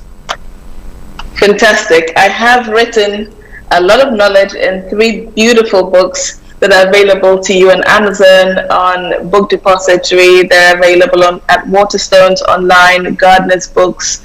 And anywhere you go online, type in career Linda Pallien and they'll come up. We've spoken about negotiation, which is chapter 5 of the Career Success book. The Career Success book is aimed at you who wants to get further, whether you're negotiating your salary, you're changing jobs, whether you're starting a business, whether you're exchanging goods and services with other suppliers. But how to negotiate is here. How to know your value, how to articulate how valuable you are so that the offers can come to you rather than you seeking the offers, or the clients can come to you rather than you advertising and having to put yourself there all the time. So knowing how to negotiate really stands you in good stead in doubling, tripling your income. That's career success. If you're in that position, career changing, or wanting to develop yourself further, or start entrepreneurship and start your own business, Career Success book is good for you. It's about 20 euros, £20 on Amazon, and they have next day delivery. I don't need to sell you on that, so definitely get your hands on that. It's a lifelong manual for every stage of your career. Then I have How to Career if you're just starting out or you want to reevaluate where you are. It's a really good resource for checking whether the opportunities you're doing is the right thing for you, and if it fits your values and your overall purpose in life or your life goals. How to Career is a really easy read that helps you to identify if you're in the right job for you. As we've said, Einstein said, if you judge a fish by its ability to climb a tree, it will think that it's stupid. So understand if you're a fish and trying to climb a tree, or if you're a fish and you need to find some water to go be a bosun. And then finally we have the workbook, which is actually one of the most useful resources so far, because the workbook takes you through different steps. If you're thinking, I'm so interested in different things, I don't know where to start, how to apply multiple interests. You have different role models and you don't know, everyone has a different path. You can map out their career in the book. It's easy, you can write. I've seen people use this book really beautifully. Write all of your skills in there, all of your transferable skills, what your qualifications are, some of the compliments. Should I work for free? We spoke about that. It's in here. If you've got a job offer, should you take this job offer? I ask you questions, because this book is your coach when you don't have a coach. That will let you know whether you're in the right path or if you should consider another option. How to network, what you should ask for at your networking meetings, interviews. The book is just a great resource for anything that you will need career related. So the workbook, if not anything at all to learn, but to be able to self-evaluate and be able to help yourself and move yourself further. Again, this is like £15 on Amazon, and you have it for life. I've seen people that have been working for years who are changing their careers use this book and have pens and mark it all over through because it's their Bible. So definitely, if you're looking to market yourself or to change careers or to develop yourself, the career books on Amazon, on LinkedIn, everywhere by Linda Pallien. Don't forget that part. Yes, wonderful. And let me announce that if during this Christmas time you want to buy a present for somebody, one that will help the person improve on their work stats and everything pertaining to their life, please get these books. It's just 3 buckets of KFC. Big buckets of KFC, call it that, and let's get it for them. And it will improve their lives forever. They will be so grateful to you. So please make sure you do so. But let's go to Linda again. She will put her contact details. She's my cheerleader. She can be your cheerleader as well. Linda, let them be your cheerleader. I like sharing, you see. Thanks. Definitely, I'm your cheerleader and your partner in success. Contact me at my cheerleader on Instagram, Facebook, and Twitter actually, or you can contact me at Linda Pallien on the website lindapallien.com. I have the launch of these career books, which is going live on the 2nd of December here in Cyprus, but also worldwide. So definitely, I would love for you guys to be part of the launch, the online launch. You'll get to hear people from all over the world who've read the book, who are using the book, who are working with me, and what they say about the book, and it might inspire you or someone you know, your kid or your family member you see struggling with their career or that's unhappy, to be able to get a clear idea of what their next step is. So definitely be part of that launch as well, and contact me if you have any questions that you just want someone on your side to be. As I said, I'm my cheerleader and I'm your cheerleader. Wow, thank you very much, Linda. It's been a brilliant time with you. I want to say have a wonderful day. You too. Thank you so much for having me. You're welcome.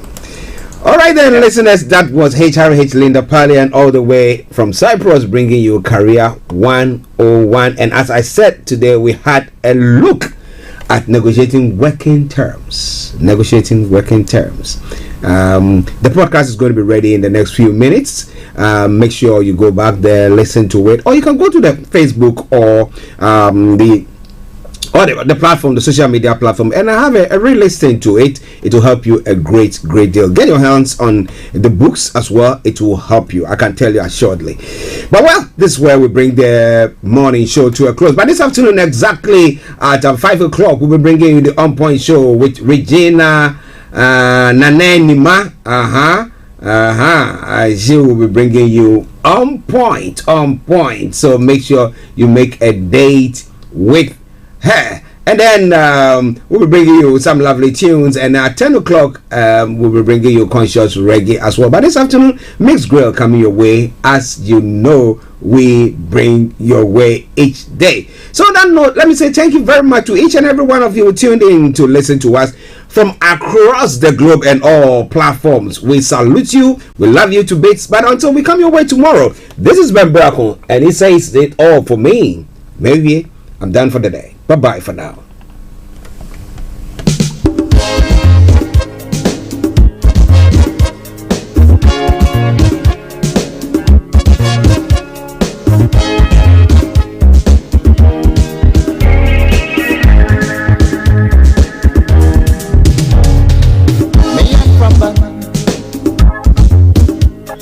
School, my bye.